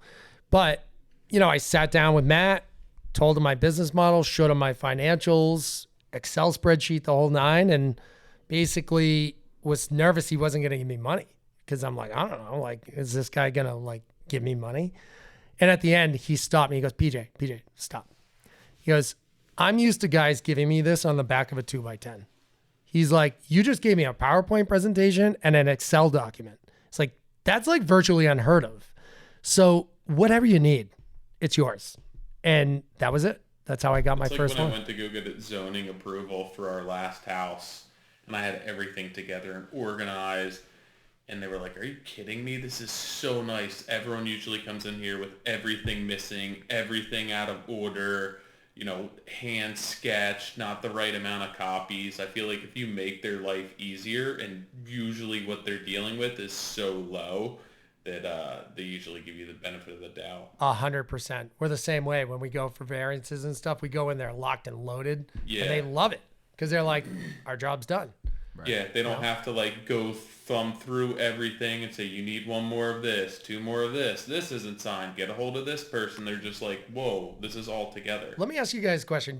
Did you grow up in like a world of contractors that always thought the building department was out to get them? Yes. Right? I definitely did. Like the culture before us was like, I'm going to do whatever I got to do to get around the building department. Right. That guy's an asshole, or don't pull a permit, just get it done. Or yeah, just get it done. It's no big deal. Like, or they're trying to screw us. They're taking all our money. I had this conversation earlier with a friend, and we were talking about the fact that, in the building department, if you, like Tyler just said, if you go in there, forget having all the documents together, just be a decent human being. Yeah. Smile. Like, right. Yeah. It's like, hey, you don't have this document. Oh, okay. Just walk me through it. Like, I'm here. Like, whatever you need, I'll get it. Because I watched the first 5 guys scream and holler and say, you're an idiot. You don't know what you're doing. Just give me the effing permit, blah, blah, blah. It's like, I know that they deal with shitheads all day. Totally.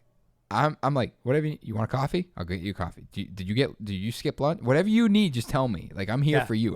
You are doing me a service, and I don't envy your job in the least bit. Totally. I mean, one of our core values is just treat people nice. Yeah. Like, it's pretty simple. It's not rocket science. No. Smile, say thank you. Right. Treat people nicely in the building department or anybody. Starbucks, treat them nice. Right. They just made you a great coffee. Say thank you. And it's like a big core value for us. And if people work for us are not nice, execute or be executed, man. Yeah, sorry, you're out, right? And it goes a long way in the towns. Like, we can get a permit in Hingham in 2 weeks. Yeah. And it's because we go in there, we do our thing. It's not because you're finding a loophole. It's because you're being a decent human. Correct. Right. And this culture of like getting around the building, like just do everything above board and it goes smoothly. It's not rocket science. The bummer, I feel like, is when you have inspectors who treat you as if you're trying to do that. Yep. And you can't, like, listen, in a big way, you can't blame. I'm trying to get around everything. You see our work site. You see what we're doing. Just whatever we need to fix, we'll do. But I want to be like, you don't have to treat us like we're the guy who's trying to hide something. Totally. And unfortunately, when we start working in a new town, we all have to deal with it. Because like you just said, you can't blame them, right? Like that's what guys do. But then after that first job, they're going to realize, oh, these guys do everything above board. Right. They do everything we ask. They ask questions. If they have a problem, they call us. So now the next one's going to be a little easier. And then the following one's going to be a little easier. Right. You make their world hard, they will make your world harder. Miserable. Yeah. Yep. 100%. And not because they want to, but because they legally have to at that point. Of course. It's like, you're going to be a shithead and you're not going to do what you're supposed to be doing. Fine. I will find all the issues and I will hold the job up. Well, and the other thing is like, well, hey, listen, you didn't know that you had to use 6x6s on all your posts on your deck, and now you're all pissed off because the building inspector is making you change it. But did you hear about those 30 people that died on that deck because it collapsed because it wasn't inspected properly? Maybe you should just do the right thing. Right. Right? Like we are actually putting people at risk. Right. Right? So just do the right thing. Yeah, my dad was the one who would go above and beyond to avoid having to do things the right way. Mine too. Where it's basically, if you were just to do it the right way, it'd probably be half the amount of work. But you have this mindset where you're just trying to beat the system so much that it's twice as much work. And Yeah. then And I all bet the your dad's inspectors hassle them. I bet your dad's work was impeccable and strong as shit. Right? Maybe not. debate. I don't know. Because like my dad, I never want to take anything apart that he built. It's built unbelievably well. He just cannot even talk to anyone in the town before getting pissed off. And so he just avoids them like the plague. Yeah, my dad just didn't, he would never do things. If you were supposed to go about it a right way, he just wouldn't, because it was just, he didn't want to go through that process. But it got to the point where inspectors were, he now owns rental properties, and they'll be like, you can put a shed off, but you can't attach it to the house. And he'll build it up against the house and then like caulk it to the house, and the inspector's sitting there telling him he has to cut the caulk out because technically that's now attaching it to the house. It's like, you guys are both playing this game where if you just followed the rules, nobody would be busting balls. Totally. 100% true. But yeah, it is tough though, because you do get some of that heat based on their experience with a lot of people, and we're not trying to hide anything. We're trying to do it all the right way. We're trying to make your job easier. Don't go bust somebody's stones down the street who doesn't have a permit pulled, who's looking to hide something. Like, work with us here. I'm sitting here contemplating telling this story because we don't have our permit signed off on this job yet. But we're in a situation, and I will bring it up on a future podcast more in depth, but we're in a situation where I had met with the building inspector before we pulled this permit and reviewed the project. Hey, this is what we're going to be doing. Rough inspection came. Hey, remember what I talked about in the beginning? Here it is, here's our project at this stage. Are we good? Yeah, everything's good. All right, great. Final inspection. You never showed me that. Got to get it in writing. And I'm like, I offered. I was like, here's all the specs. Yeah. Do you want to? No, everything's fine. Like, and it just was over and over and over. And now it's, just not going to sign that permit off, man. And I'm like, what do you need me to do? He's like, basically take the liability off me and I'll sign the permit. And I'm like, you got to be kidding me. So in this instance, could you just have an engineer do something? I'm having an architect draft a letter. Yeah. And I had a call, but the architect wasn't there was no architect on the job because we didn't need an architect. It was a small job. So now the architect's annoyed because it's a small, stupid thing he has to do. I called my buddy. I'm like, I was like, hey, you mind doing me a favor? He's like, sure, I think. And I'm like, this is the situation. I need a letter. And he's like, do you need it right away? I'm like, no. I'm like, whenever it's convenient for you. Like, if you're going to write the letter, dude, take as long as you need. Yeah. I'm like, yes, I would love it tomorrow, but I don't need it tomorrow. Yeah. And he's like, all right, we can make that work. I bet you had it the next day. I don't. He's away on vacation. I'm supposed to get it this week, so. Yeah, but we've had issues. It's so frustrating. I'm like, yeah. I sat in a room and we talked about it, and it was. We had an issue like that with a retaining wall. So we had this small retaining wall next to a driveway. It was 40 inches tall, but because it was over 36 inches, we needed to pull a separate permit. See, I thought it was 48, or is it? Oh, in the town of Hingham. Yeah. See, Newton, it's 48. I forget the exact numbers, but it is not 48. It's smaller. I think it's 36. And I was like, really? It's 40 inches. It's holding the lawn. Right. And they're like, nope, need a separate permit. Okay, fill out the permit. Well, you need an engineer. Right. This needs to be signed. I was like, oh my God, it's such a pain. We had that same exact retaining wall, and I was like, hey, why isn't this wall backfilled? And they're like, we can't backfill it. It has to be, it'll require engineering. I'm like, okay, so get an engineer here and have it. I'm back. Like, this is ridiculous. Like, we have to backfill this wall. It's under the deck. It's collecting water. Nope. I was like, this is insane. Yeah. I get it, but but lesson learned, right? So now when we need a retaining wall, we know ahead of time. Yeah. We get it done in that due That's diligence. the best thing. period, You learn from it, right? Yeah, you learn from it. Or you know what? Maybe we do a landscape wall with boulders. Now we don't need a permit, right? Like in my Wampatuck house on Instagram, you may have seen, like, we just did a giant wall out of just boulders because I just didn't want to deal with the engineering and all of that. You know, I just didn't want to deal with it. Yeah. If your gas lines go in on a plumbing permit or a mechanical? Plumbing. Yeah, so ours, the plumber runs the gas line. Since I've been in business, every gas line has gone in on a plumbing permit. I submit permits to a township I've never worked, and they're hassling us that they need X amount of copies, just going through everything by the book that I've never done with any other township. And then after correcting everything and sending it back, they tell me that no, the gas line has to go in on a mechanical permit, not a plumbing permit. And I'm like, you have sealed plumbing permit. You can't just switch that to a mechanical, put it in as is. No. So I had to go back and get my plumber to then stamp a separate mechanical permit just to put it in through the township because I've never worked there before. Yeah, It's I mean, crap like that, where it's like, you have a plumbing permit, you have the plumber seal, you have all of our information. Like the mechanical permit is no different than that. Just put it through. Every time I think I have it figured out, they ask for something they never asked for before. Oh, it's every time. We in Boston now. We the last permit I pulled, I'm like, I got all my information, I'm uploading it, and then I get to the bottom, it's like, I forget what it's called, but it's a workman's comp rating. Rating? Not the affidavit. No, the affidavit I've always known. It's the rating that they give you based on how safe your company is.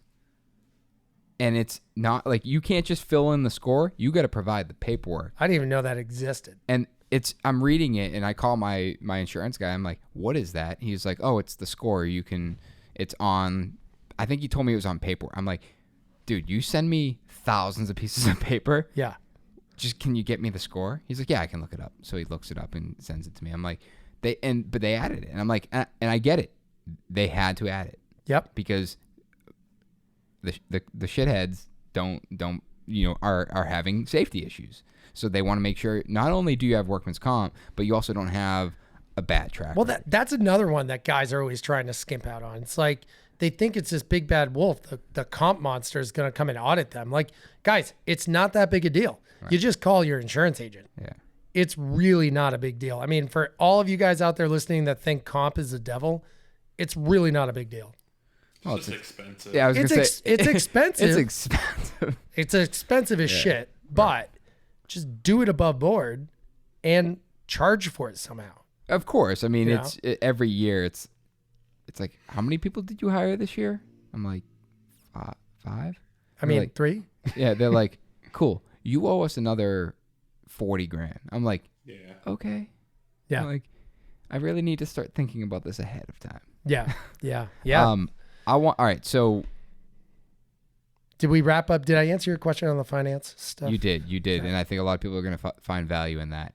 But we started talking about TV. We talked about your modeling career. I forget if it was underwear or socks. I have to get you a photo now. Please, your ripped body. That was probably the creepiest thing I've ever said on this podcast.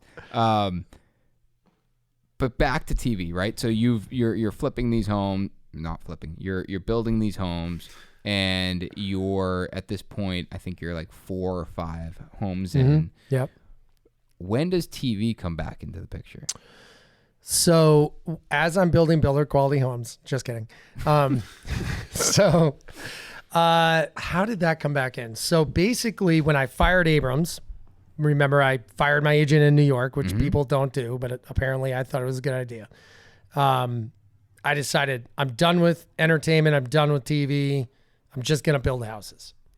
So a week later, maybe 2 weeks, a gentleman I had bought a house from previous heard that I had, through the grapevine, he lives in town, heard that I had quit, so-and-so, quote unquote. And he called me and said, hey, I heard you quit the whole network chase. And I'm like, yeah, I'm done. Can't do it anymore. Well, it turns out he was a local TV producer. He's like, why don't you just start your own show? I was like, what do you mean? He's like, it's how local TV works, man. You just do it yourself. I'm like, really? He's like, let's start your own show. I was like, oh, okay, here we go again. Great. All right. Yeah, whatever. He's like, why don't I come out Tuesday? We'll shoot at Gardner. I was putting a second floor on a ranch. He's like, I'll come out. We'll shoot for the day. The white one? The white one. Mm-hmm. Yeah. Well, now it's blue. It was white, and then when we turned put the patio in before you framed the second floor? Correct. And I asked why you did that? Yes. Yeah, good memory. So, long story short, he goes, why don't we just come out and shoot you for a day? We'll throw together a sizzle reel. We'll throw it to some networks and see if someone wants to pick it up. And I'm like, all right, yeah, sure. This is going to go nowhere. But okay, fine. Yeah, let's do it because I'm a sucker for the camera. Mm-hmm. And so we shot for a day and it went really well. And I was like, that actually was pretty cool. And I was like, well, here's 4 terabytes of footage I took over the last 2 years. And he was like, wait, what? He had no idea I had been shooting Chatham. I had been shooting all this stuff. And I had no rhyme or reason. I just had in the... Who was behind the camera? I hired a guy. I was shooting stuff myself. Okay. I was just whatever, just bootlegging it, you know, just doing it. Yeah. And he's like, wait, you didn't tell me you had this? And it was legit footage. It was time lapses. It was drone imagery. It was all sorts of stuff. And he's like, this is amazing. So he takes it to his editor, this guy, Jimmy, great guy. He's our assistant editor now. And in 1 week, he threw together my original sizzle reel for Heart of Oak. We didn't even have a name for it, nothing. And we looked at it. We're like, holy shit, I think we have a TV show here. This is crazy. Like total low quality budget TV show, but I think we have a TV show. So my producer was like, why don't we, let's just keep shooting. So we went into a handshake agreement, 50-50 partners on the show. And we got a couple guys in to start selling sponsorships, and we just kept shooting like 2-3 times a week. He lived in town. I'd call him, tell him what we're doing. He'd come out and we'd just shoot. Who was funding it? Kind of both of us, but really he owned the equipment. He was shooting me, and you were paying him for his time? No, we were 50-50 partners. And so if it became successful, you split. Okay. Correct. So, and then sponsorship money was basically the quote unquote success. Correct. Yeah. Okay. And so we basically just started shooting, and we shot for, 4 months, but nobody sold anything. And now I'm at the point where I'm like, well, now we have a network interested in hosting and having the show on air, but we couldn't raise any money. And we're like, well, this isn't going to work. Like, I can't fund this myself, trying to build a business. And what was the part of funding? You had to fund getting on the network? Yeah. Okay. Yeah. You had to pay to be there. Yeah, basically. Yeah. And so I was like, screw it. I used to be in sales. I used to be in marketing. I'm just going to pick up the phone. So I started calling people. Landed, and within the first 2 weeks of calling, I landed Timberland Pro as my main sponsor. And I was like, okay, now we have a TV show. And so then I kept pitching. I landed Pella Window. Kept pitching. I landed Mid-Cape Home Center, and all the pieces started falling in place. And all of a sudden you see in season 1, like around episode 6, 7, the production quality gets way better. Okay. Cause all of a sudden we're like, whoa, we have money. Like we can actually like produce a real show. And I started getting better because I was more comfortable, and just, it takes time to get better on camera. And I wish Doug was here. I was so terrible. Oh, it takes a while. We shot for 12 hours the first time he came out, and I knew I did bad. I was like, how did I do? He's like, not terrible. And then like he was like, hey, I didn't get really anything I could make. And I was like, man, it's like, tough. even now it's like, let me ask you, did you feel like a truck hit you at the end of that day? Yes. Yeah, it takes it out of you. I would say for the first, Doug's been full time with me since May. I'd even say for the last, so he's coming up on that's 10 months. So I'd say for the first 5 months when we did it, I felt I was exhausted. Yeah. Now it's like we have a pretty good system where it's like, hey, I need you here, and I can bang it out in 45 minutes. Yeah. And so what's your motivation with him being here? Like, why are you shooting? Because awareness. Yeah. I've been down the show road. I met with HGTV. They put together not a sizzle, I don't think. It was kind of more like interview stuff and put it together, pitched it to HGTV. HGTV was interested, and it was me and 2 designers, and I was like willing to entertain it, but I had huge like, not too sure. I feel like this is a scam type thing. Yeah, I've been down this road. And I sat down in front of a Skype call with HGTV, and they mapped it all out. They were like, you're not going to make money for this year or this season. The goal would be to make money in the second or third season. This is how it would be. This is how we would map it out. This is the project that you would do. These are the type of projects you would do, and this is the average cost. And I was like, well, we don't do that.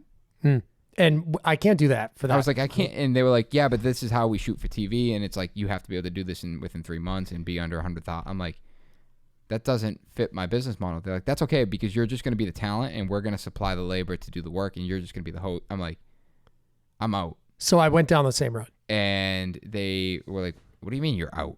And I'm like, that's not really what I want to do. They're like, all right, no problem. Just so you know, if you say no right now, you'll never have a chance to be on TV in your entire life again. I was like, okay, I'm out. So you are hitting the exact reason I quit. And it was so, to be honest, like I wasn't really looking for it. Like I wasn't trying to be on TV. I was like, sure. Like I've always been about brand awareness, and I'm trying to balance, like, all right, so you asked me about Doug. Like I want to balance the gap between being likable and, fun for clients to watch, but also respected by my peers, where I'm not the Property Brothers. No offense, guys. I'm sure they're not listening to this, but like they're the entertainment side of it, and then this old house is respected by the trades. No one talks a bad thing about them. Nope. But like I love this old house, but I can see how but there's not the entertainment side of it. So with Doug, we're doing a lot of different things. We're doing these, I call them high impact videos, which are great, by the way. Which are 59 seconds long, so they can hit Instagram without the IGTV, which I don't know why it's the formatting thing is why we don't do it. And if you notice, I would say 98% of them do not have me in them.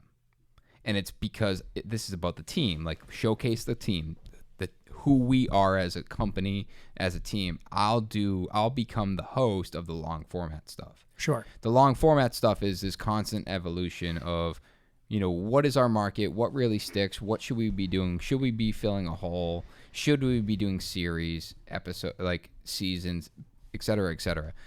The goal with that now, which we consistently kind of refine, but now the video is becoming a huge marketing push because video does substantially better on social media, like substantially better. Mm-hmm. So where the high impact videos are great, rather than a testimonial review, it's a video testimonial.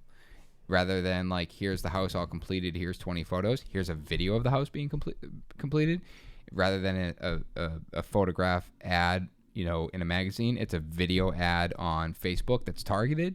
Mm-hmm. So there's the marketing side, and then YouTube is going to start we're going to film all our projects start to finish, and then being that we're doing 2, 3, 4 projects at a time, we can then create seasons out of it. So I want to touch on a couple things. Sorry to interrupt. No. So I went down the same road with HGTV.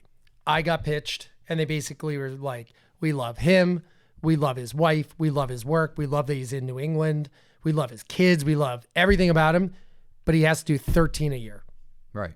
And I'm like, I don't do 13 a year. Right. And I want to build a show about spec homes. I don't want to fake it in people's houses and only do 2 rooms. Fixer upper, they only do. We need the tear down and final reveal in 30 minutes. Yeah. Or 23 minutes. 22 minutes. 22. Yeah. Yeah. And I'm like, well, I'm not going to fund an HGTV show I can't buy a house like they can in Waco, Texas. I'm paying $500,000 and I'm tearing them down. Mm-hmm. Like the economics don't work, which is why they don't have one in New England. Right. Right. And so that's why I quit.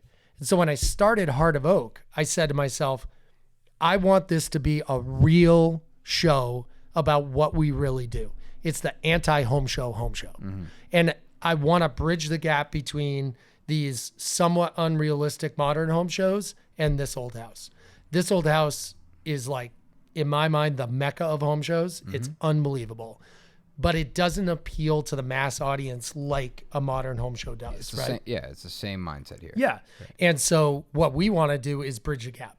And we want to show 1 or 2 cornerstone projects over 13 episodes and then mix in other offshoots of like a kitchen we do for a customer over 2 episodes. Or, you know, our theory is every show we have an element of design, and we try to get my wife into it to try to keep the female viewer, you know, involved. Because if you did just the first 6 episodes of framing, like, you're not going to get those designers or the female viewer. Right. I mean, you'll get some female viewers, obviously, but like, you'll lose interest. So our goal is to be 50-50 demographics. So we try to hit both of those in every episode, but we follow 4 to 6 projects over 13 episodes, and we have no script. Right. 0 script. Yeah.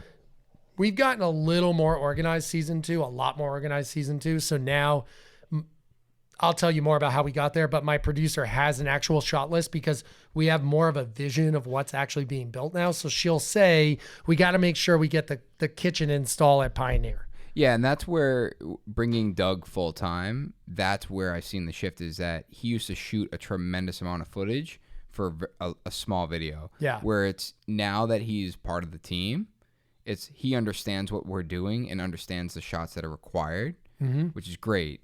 It's absolutely me that's holding him back from the long format stuff because time, but also just like, I know what I want it to be, but like, you see these whiteboards, but it's like, we need to just map this out. Like, here's this job, and when I close my eyes, here are the top 10 things that are really cool about it that we need to make sure we shoot. And it's just doing that and outlining it, because our projects are super unique. There's a ton of detail, and you know, here's what I didn't touch on is, I don't want to be a how-to, like Matt Reisinger. Like, all right, so you're doing similar things that are, your goals are similar to mine. You want to be on TV, I want to be on digital, like, or on the web. Sure. Matt Reisinger does a tremendous job about the how-to. Sure. He is super how. Very like, much. I want to be why. That's what I want to answer, the why. You're gonna, like, you know, we have some sponsored video coming up, and that's what we explain to our sponsors or these products, is that I'm not doing a how-to video. I'm going to tell you why we use this product. Sure. The video visually is going to walk you through the steps, because you're going to see the process unfold. But it's not going to be, all right, now you do this, and now you do that, and this is how you achieve this. And just, it's going to all be the why with a visual, again, communicating the why, showing you the how, and, you know, and then having that, like, at the end where it's, this is, you know, here's the final product, and doesn't that look sick? So season 1, we had no direction. We were just shooting. Right. Gene was just like with me every day, shooting me with my dog, snow plowing, moving snow, dealing with steel beams, dealing with the propane tank guy, it's like all that stuff, right? Right. It's quick hits. And it's funny because I talked to Doug about this too, is the US TV, like US TV is quick. It's Quick, like super fast, like quick shots. I watch like Grand Designs on, I don't know if you watch that. I don't. You absolutely need to. Okay, I'm on it. Or The Most Extraordinary Homes. It's these Netflix shows, but a lot of them are in Europe, and it's slow. And like, you're panning through a house and you're seeing the architectural detail. You feel it's just way more intimate, I guess is the right word. And that's what I was like, Doug, like, slow the music down, slow the shots down, throw a slow-mo when he's routering something. Work. Right. And it's, we're like programmed to have this like fast paced, like shot, which is great when there's, for your, like, and not to downplay what you did, but for your sake, it's like when you don't have direction and you don't really know how it's going to unfold, fast shots are going to retain attention.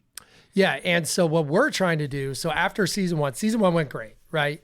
It's our first stab at a TV show. So clearly the production value could have been better, But I thought we did a great job, and it's entertaining. People like it. And the best compliment I got was when someone said, my dad hates home shows. And because he's a carpenter and he doesn't believe them, he loves your show because it's real. And that was the best. I was like, all right, success. Like, we nailed it. How do we make it better? So in season 2, I bought my partner out, the original guy, and I hired a producer. What are you doing over there, bro? Is that dinner? And food. Nice. And a kid. Love it. I hired a producer. I hired a full-time camera guy, and we hired a new editor that was local because our editor, Jimmy, that I talked about, was in Philadelphia. And we created a team. Daddy? And we actually started we had a meeting with a mission statement, and we got a whiteboard out. And we said, all right, what's the goal? Right. How are we doing this? How are we going to schedule it? And it took some time to get everybody up to speed because we had built this monster with 5 terabytes of footage for season 1 and built it in the editing room, which was a nightmare. Season 2, we said we can't do that again. So now my producer, Renee, has been all over trying to wrangle it all together. And now we're doing more of what you're doing. I'm like, all right, Jay. She'll say, okay, Jay's coming out on Wednesday. He'll be there from 11 to 1. This is what I need. So she's not feeding me a script, but she's feeding me, these are the nuggets I need to make the story work. And then he comes out, he beats me to the job, gets B-roll. I'm on camera for 40 minutes, and we're done. Right. So now I can actually run my business and make money and not run a TV show because I hired the right people around me. Right. Whereas in the past, my producer and I just weren't on the same page. And it made more sense. Tilly wants to show you her book that she got. Oh, what is that? Astronaut cookbook? Astronaut cookbook. I love it. Put her on their star sandwiches. Yeah. Hey, Selby. Pretty exciting. Yeah, and a booking cook. We made those. Yeah. Cookbook, Tilly. Not a booking cookbook. All right, I'm gonna wrap up. Okay. Have fun. Ow! Thanks for the food. I love how kids say stuff backwards. Marley's always like, "Can we watch 2 Frozen again?" I'm like, "It's Frozen 2." Yeah, 2 Frozen. By the way, best $14.99 you ever spent in your life. Which part? I own Just the fact that my kids are glued to it. They love it. Dude, we have Hulu, Netflix, Disney Plus, Apple. It's like I was like, Marley, I don't know where it is. She's like, it's on Apple. I'm like, you're 3. She was like, I'll do it. from Costco. When? I don't know. Last week. They still sell DVDs? You have a DVD player? Yeah. Wow. Does it have the VHS as like the combo one? No, that's just straight DVD. Yeah. And then she walks around with the jacket for the next month. It goes everywhere with her. Love it. Frozen 2? Yeah, and then we listen to it in the car too. Yeah. I would say our goal with the show, like you asked me here because you were curious, like what are your goals with the video stuff, right? Like for me, I've always aspired to be on television, so that's kind of all right. You keep goal, saying right? it. Why? Why? Yeah. Why do you like being on camera? I don't know. It's a hobby. Sure. Yeah, it's just a hobby. And I've never really made a lot of money on it. Heart of Oak, I haven't made any money on. And it's less the show. If I parlay it into something bigger, great. That's all gravy. But right now, the show is just a hobby that is. So you're not on camera and like you're not trying to be a celebrity. No. Okay. No, not at all. I mean, if it happens, because I feel like whatever. you've said that so many times that I'm assuming that the audience is like, oh, he just wants to be famous or he just wants to be a celebrity. But you're saying that you just enjoy it. It's a hobby. It's fun. Yeah, exactly. Yeah, sure. And it's a challenge because it's a business that I own. So it's another business. So it's a challenge to like figure out how do we become successful? How do we make money? Mm-hmm. You know, could we pitch this? You know, I own all the content. So could I pitch it to a cruise line in Korea to use on their closed circuit TV and make 20 grand? Who knows, right? Like, well, there's not going to be many cruise lines in Korea right now, but regardless, like, is there a way for me to leverage this and make money? Like, it's a business. So it's kind of cool to like learn the business, right? So I'm just an entrepreneurial at heart. And yeah, if this got picked up and we made great money as a syndicated show, it'd be amazing just because it would be a success. Yeah. not because I want to be on TV and be famous. Now, on the business side, it's been a great way for me to gain legitimacy in the marketplace. Sure. Right? Just like Instagram. Yeah. It showcases our work, and people now see what we're capable of, and they see the value in using Oak Development, right? Like Oak Development and Design is a brand, and the show is a catalyst to help build that brand. Yes. Right. And so my motivation, number one, it's a hobby and it's a lot of fun, and it's cool to kind of learn the business and try to make it successful. And the show is profitable. I don't take money out of it because I'm just reinvesting, but the show makes money, which is great. Right. I mean, most shows fail the first 2 years. And then the other side of the coin is I don't build houses for people. Now I would, and we do every once in a while, but it's not my core business. So I was nervous that when Heart of Oak hit the air, that I'd get flooded by people that wanted me to fix their house like they do on HGTV. Yeah. Thankfully, that didn't happen. Wow. Surprisingly, what has happened is people have realized what we really do and what our passion is through the show. And now I'm getting calls from people that said, hey, my grandmother passed away. We don't want to deal with the house. Will you buy it? Wow.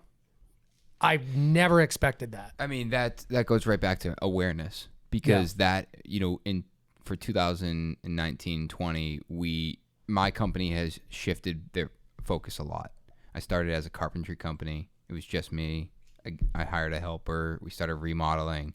We grew into a little bit bigger remodel. We do bathrooms, hired a couple more people. We were doing small condos, hired a couple more people. Now we're doing full homes, building new homes. It's like our market has changed so much, and the way I was promoting ourselves specifically on Instagram, it was so micro detailed that people were still calling me for carpentry. And I started getting frustrated. I'm like, why would they call me to replace their front door? And it was when I had said it out loud, I'm like, it's like I'm advertising that I do small projects. And I'm like, I am. Totally. Yeah. And I mean, that's exactly what I'm doing. And it's so for we talked off air about, oh no, I forget.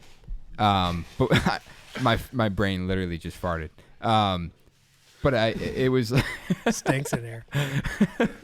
But I had just recently worked with a sales and marketing team to help kind of refine how we're approaching things, which has helped tremendously with video, which has helped with the way my sales process works, which helps the psychology behind the sale of what we actually do, not what we used to do. And that it's interesting, and it's actually really cool to hear that it has allowed you to continue or to even gain more attention with the market that you were hoping. Yeah. Because there was no part of it where it's like we're fixing someone's house up. It's no, we're buying and renovating and selling. Yeah. And the other side of the thing is the amount of time. So I as well was similar in the way that people were approaching me for all these little projects. I'm like, that's not what I want to do. And I would do some of them, and it was just like I had to really think hard and say, okay, what am I good at? And where do I want my focus to be? And just tunnel vision toward it. Right. And as a result, I've kind of channeled that energy into the show, and it's all just happened naturally. Yeah. I haven't forced it. And so the amount of emails I get where people are like, listen, I know this is probably not a big enough project for you, but we want to do this $600,000 renovation. Like, oh, okay, yeah, we'll take a look at that. Right. Right? Because people associate me as doing full houses. And that's one of the best emails you can read, because they're super self-aware, but I love the fact they're like, you know what? I want to work with him enough to send it anyway, or ask anyway. Yeah, and that's why I don't have my phone number on any sign and anywhere. You have to dig on my website to find my phone number. All right, so I did the same thing. I removed my phone number from everything. Yeah. And it was the first thing that this team said that I was doing wrong. Interesting. They were like, where's your, I can't even call you. I'm like, yeah, I want to funnel it through the website. They're like, dude, people don't have time for that. Like you'll get a lot of it. I disagree with that because a lot of people find me, they get to me, and I've landed pretty significant projects where it's like I pick up the phone, I'm like, yeah, hello, it's Nick. They're like, holy shit. Yeah, I didn't think I'd talk to you, but I got a project I want to talk to you about, and we've landed it, and since have gotten feedback being like, I hired you because you answered the phone. Interesting. Do they have your burner phone too? No, I do have 2 phone numbers. Of course you do. Yeah, I have a personal one. John does too, doesn't he? No, he's got like the dual SIM.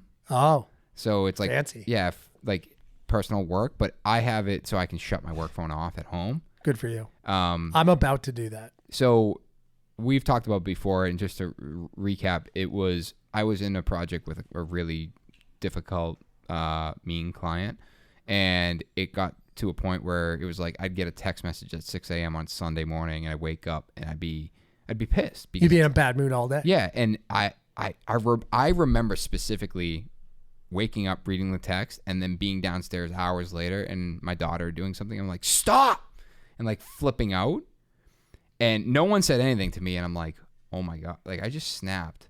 Yeah, because she threw like a Lego or something. It's so funny how I've had the same reaction. I drove to AT&T. I was like, I need another phone. Like, just set me up another phone. I don't give a shit. Like, just give me another phone. And I shut that phone off, and I bought another phone. Good for you. And it's great. Like, it's great, but it's my burner phone. But I had he deals drugs on the side too. My father calls it the squirrel phone. My uncle calls it the bat phone. I'm like, well, it's just my phone, dude. Yeah, it's just so I can not have anxiety on Sundays. Just put this in my contact as work. So we have really, I know we're pushing time here, but we're good. We have really strict rules with our clients on communication. Yeah. We set the bar right at the beginning before they sign a contract. Yeah. Like all of us have families. Do not text anyone on our team after 6 o'clock at night. Mm-hmm. You're welcome to email us if you have something top of mind. And we don't work on the weekends. Same here. We don't work weekends. The problem with... The only time that backfires is when you need an answer. And you're trying to figure out something for the next week, and it's the weekend or Monday, and you're like, oh. Well, you got to be more diligent with your personal life and do it on Monday. Right. I try and not... If there's customers that I know are going to be a pain in the butt, I try not to text with them very often and just keep it email so that they don't think it's okay to text me all the time.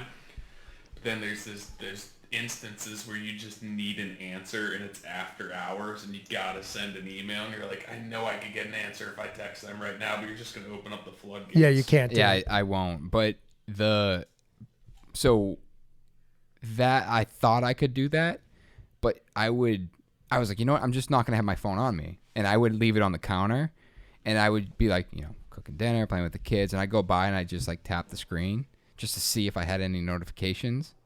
And I couldn't control myself from checking. Yeah. And it was like, then I'll just see if I have an email real quick. And that's like, and then the moment that bad one comes in, it's like, now I have to read it. Yeah. And I was like, and that's a self-control thing. So I was like, you know what? Screw it. I'm shutting it off. It's going in my work bag, and it's off Monday morning after my morning routine. Like my whole morning routine is done. I'm about to sit, when I sit down for breakfast, then I turn my phone on. Good for you. Because that's when I read the emails, I do my Instagram, and I'm in the truck and I'm out. Yeah, good for you. I have seriously put thought into doing the same thing. Yeah. Yeah. And you have to. I mean, especially we all have challenges, but there are times when I have a couple $1 million out and I'm stressed. And if I have that phone going on, it doesn't help. It doesn't help. And then all of a sudden you're yelling at your kids. You're not a good dad. You're not a good husband. Right. And I had that same exact realization about a year ago. And I had to make some major life changes because it was affecting our personal life. For sure. Yeah. You have to do it. Yeah.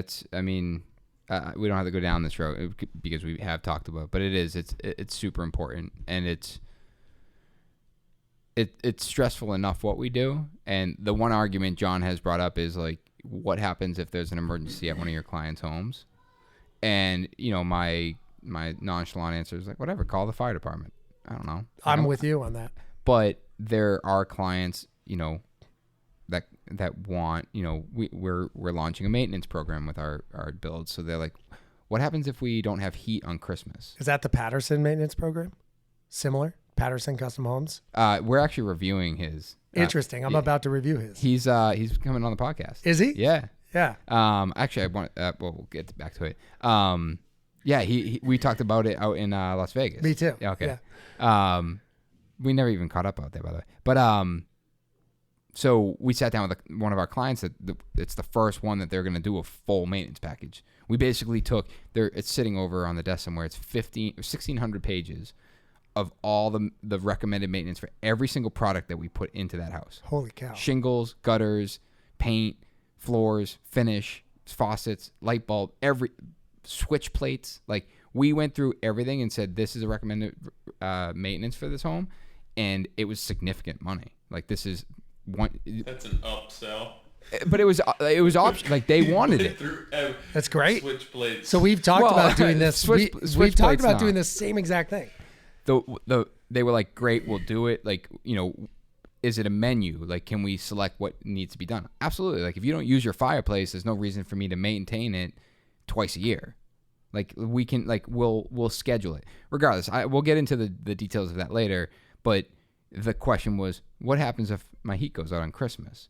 Who do I call? You call a heat company. No, you can't do. No, the whole goal with the maintenance program is. Oh, okay. I'm saying with the maintenance program. But if this is just a normal customer, like, I'm not your landlord. Yes, but if you're signing a maintenance program, totally different. I want that. I don't want a single contractor going into that house that's not me. Yep. No one belongs in that house. If I'm gonna own that house, I own that house forever. You want to paint something? It's my painter. You want to build your next house? You're calling me. Yep. So anyway, my long story short is it's the emergency contact line, which is what we're talking about now, is setting up an on-call where they'd have my burner number, Tyler, and it's like when you call a drain company after hours. My sewer's backed up. All right, what's your name? What's your address? Is this an emergency? Can it wait till tomorrow? No, it can't. All right, I'm gonna call Jim. If you don't get a call within 10 minutes, call me back. That's how it works. 24-hour service. Yeah. And so that's something that, as we start developing this maintenance program, we're going to have to weigh out, how much of it is emergency. And then it's like, all right, no problem. We'll be out there. It's 4 times the cost. Does that mean it can wait till tomorrow, or are we okay with paying? Yeah. And not because I want to make more money, because my guys probably don't want to, I need to pay them 4 times the money to go out. Of course. So, I don't know how we just got on. Well, we were talking about balancing work and life and family, and it's not easy. No. Yeah, it's really not. And I think I get the vibe you're the same way, is like, when you work for me, it's a big deal to me that you work for me. And I feel very responsible for taking care of that person, paying them the right amount of money and making sure I take care of them. How many employees do you have? I have like 1 full-time and 3 part-time, but 2 of them are going to go full-time soon. Sure. My sister's my CPA. I've got 2 carpenters that don't work for anyone else. A plumber and an electrician don't work for anyone else. So really, I have between the TV show and my business, about 11 people. It's my experiences, especially guys that are like full-time W-2, get the benefits, get vacation, get the insurance. I'm like in HR mode 8 hours a week. Totally. Where it's like, hey, I thought my benefit included this. Hey, I thought my vacation time was this. It's like I keep rewriting the handbook, or like working with someone to help rewrite the handbook to be more fair. And it's like, then it's not fair. Or it's not, I shouldn't say that. That would be, it's not that it's unfair, but then it's like, well, that doesn't make sense, because what happens if I do this? I'm like, I didn't think that. It's like, what happens if I leave a month after my vacation hours get applied? I'm like, do I have to pay him for that? Yeah. I don't have a degree in HR. I don't know. It's like, that is, I would say that is so draining, but same, culture is so incredibly important, and agreed. Like, the people here mean a lot to me. Yeah. And the few people that I've had to let go, it was worse than breaking up with a girl. I was like, I love you. You're great at what you do, just not here.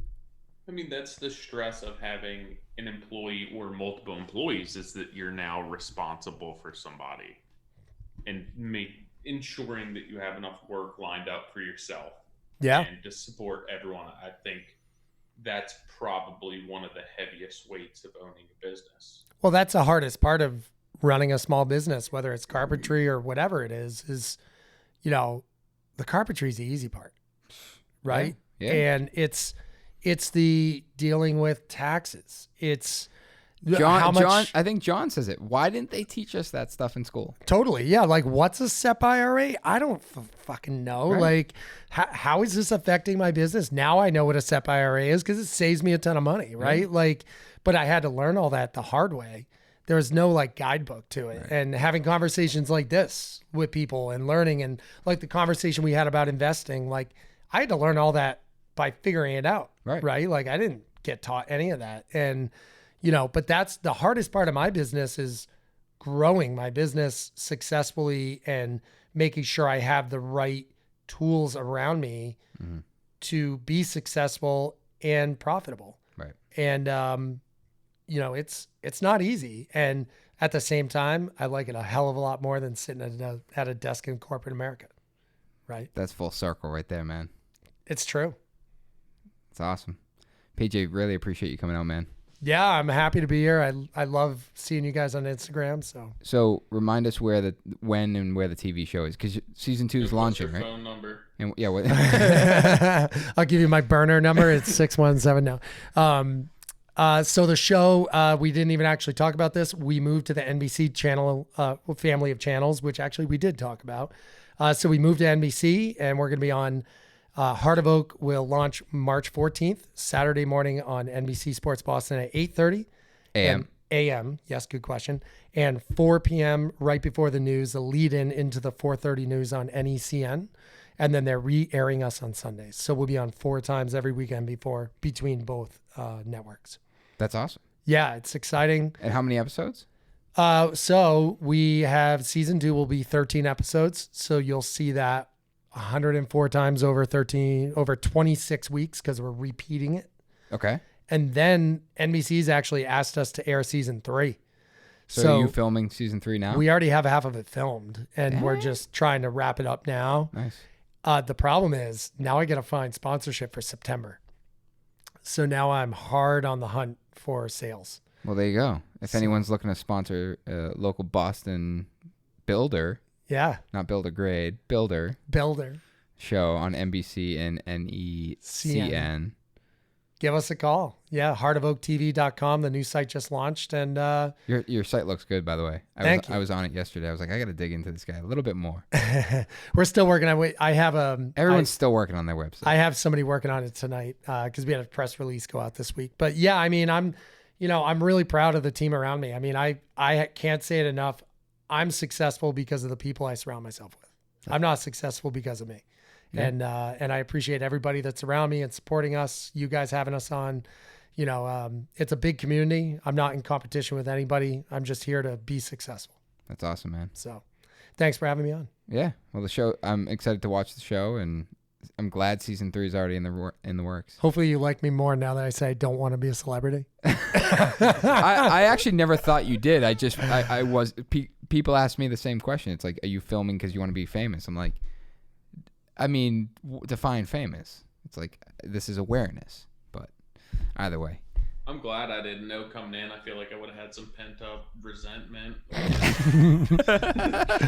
Nick, who the heck? Well, I will say for the show? You have the best wallpaper I've ever seen in my life. Oh, this is Tilly's room. I love it.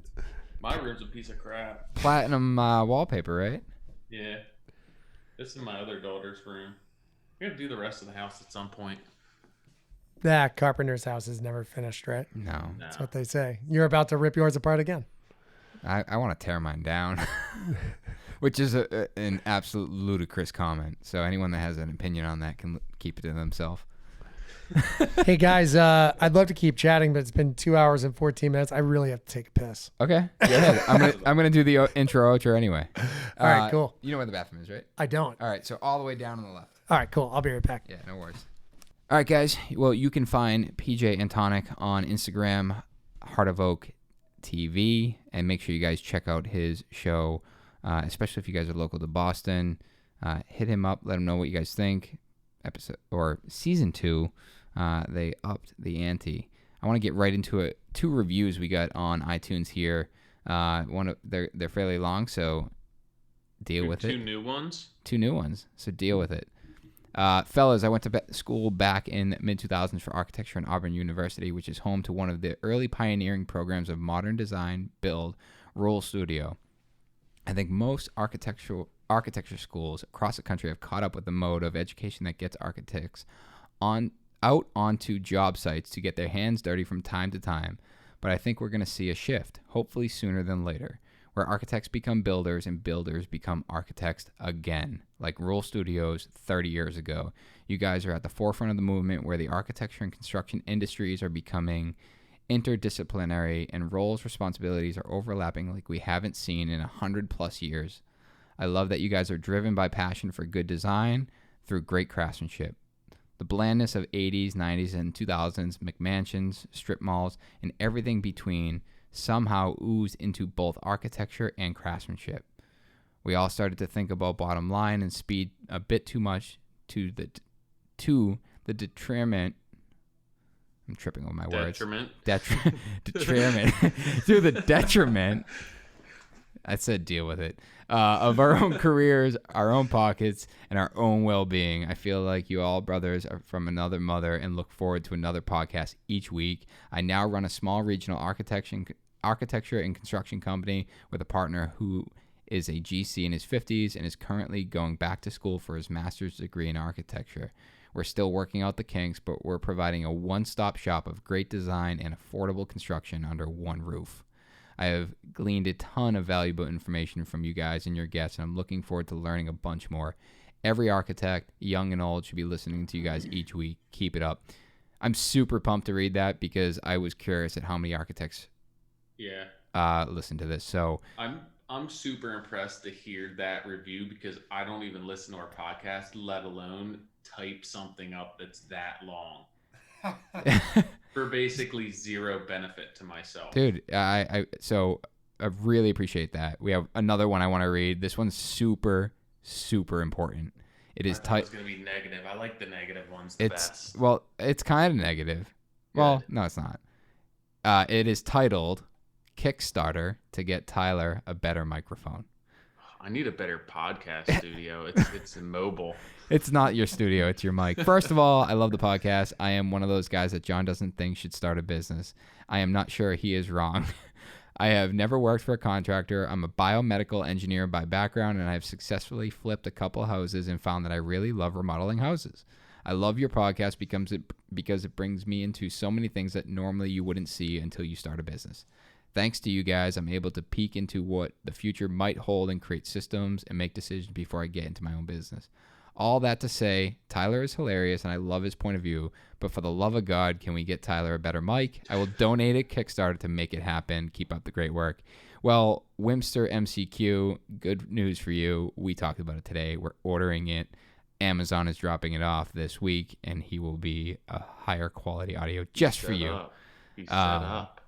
But either way, guys, always, we really appreciate you listening. The Period Modern Craftsman on Instagram. Make sure you leave us a review. And up next week is Ryan Surrett from RMS Ironworks. He is from the New Hampshire area. He is an iron worker by trade, a young guy in this trade, which is super inspiring to see. Has a true love for steel and ironwork, and is out there busting his ass every day, lifting some heavy steel beams and doing some cool stuff. So make sure you guys stay tuned for next week. Appreciate you listening. Thank you.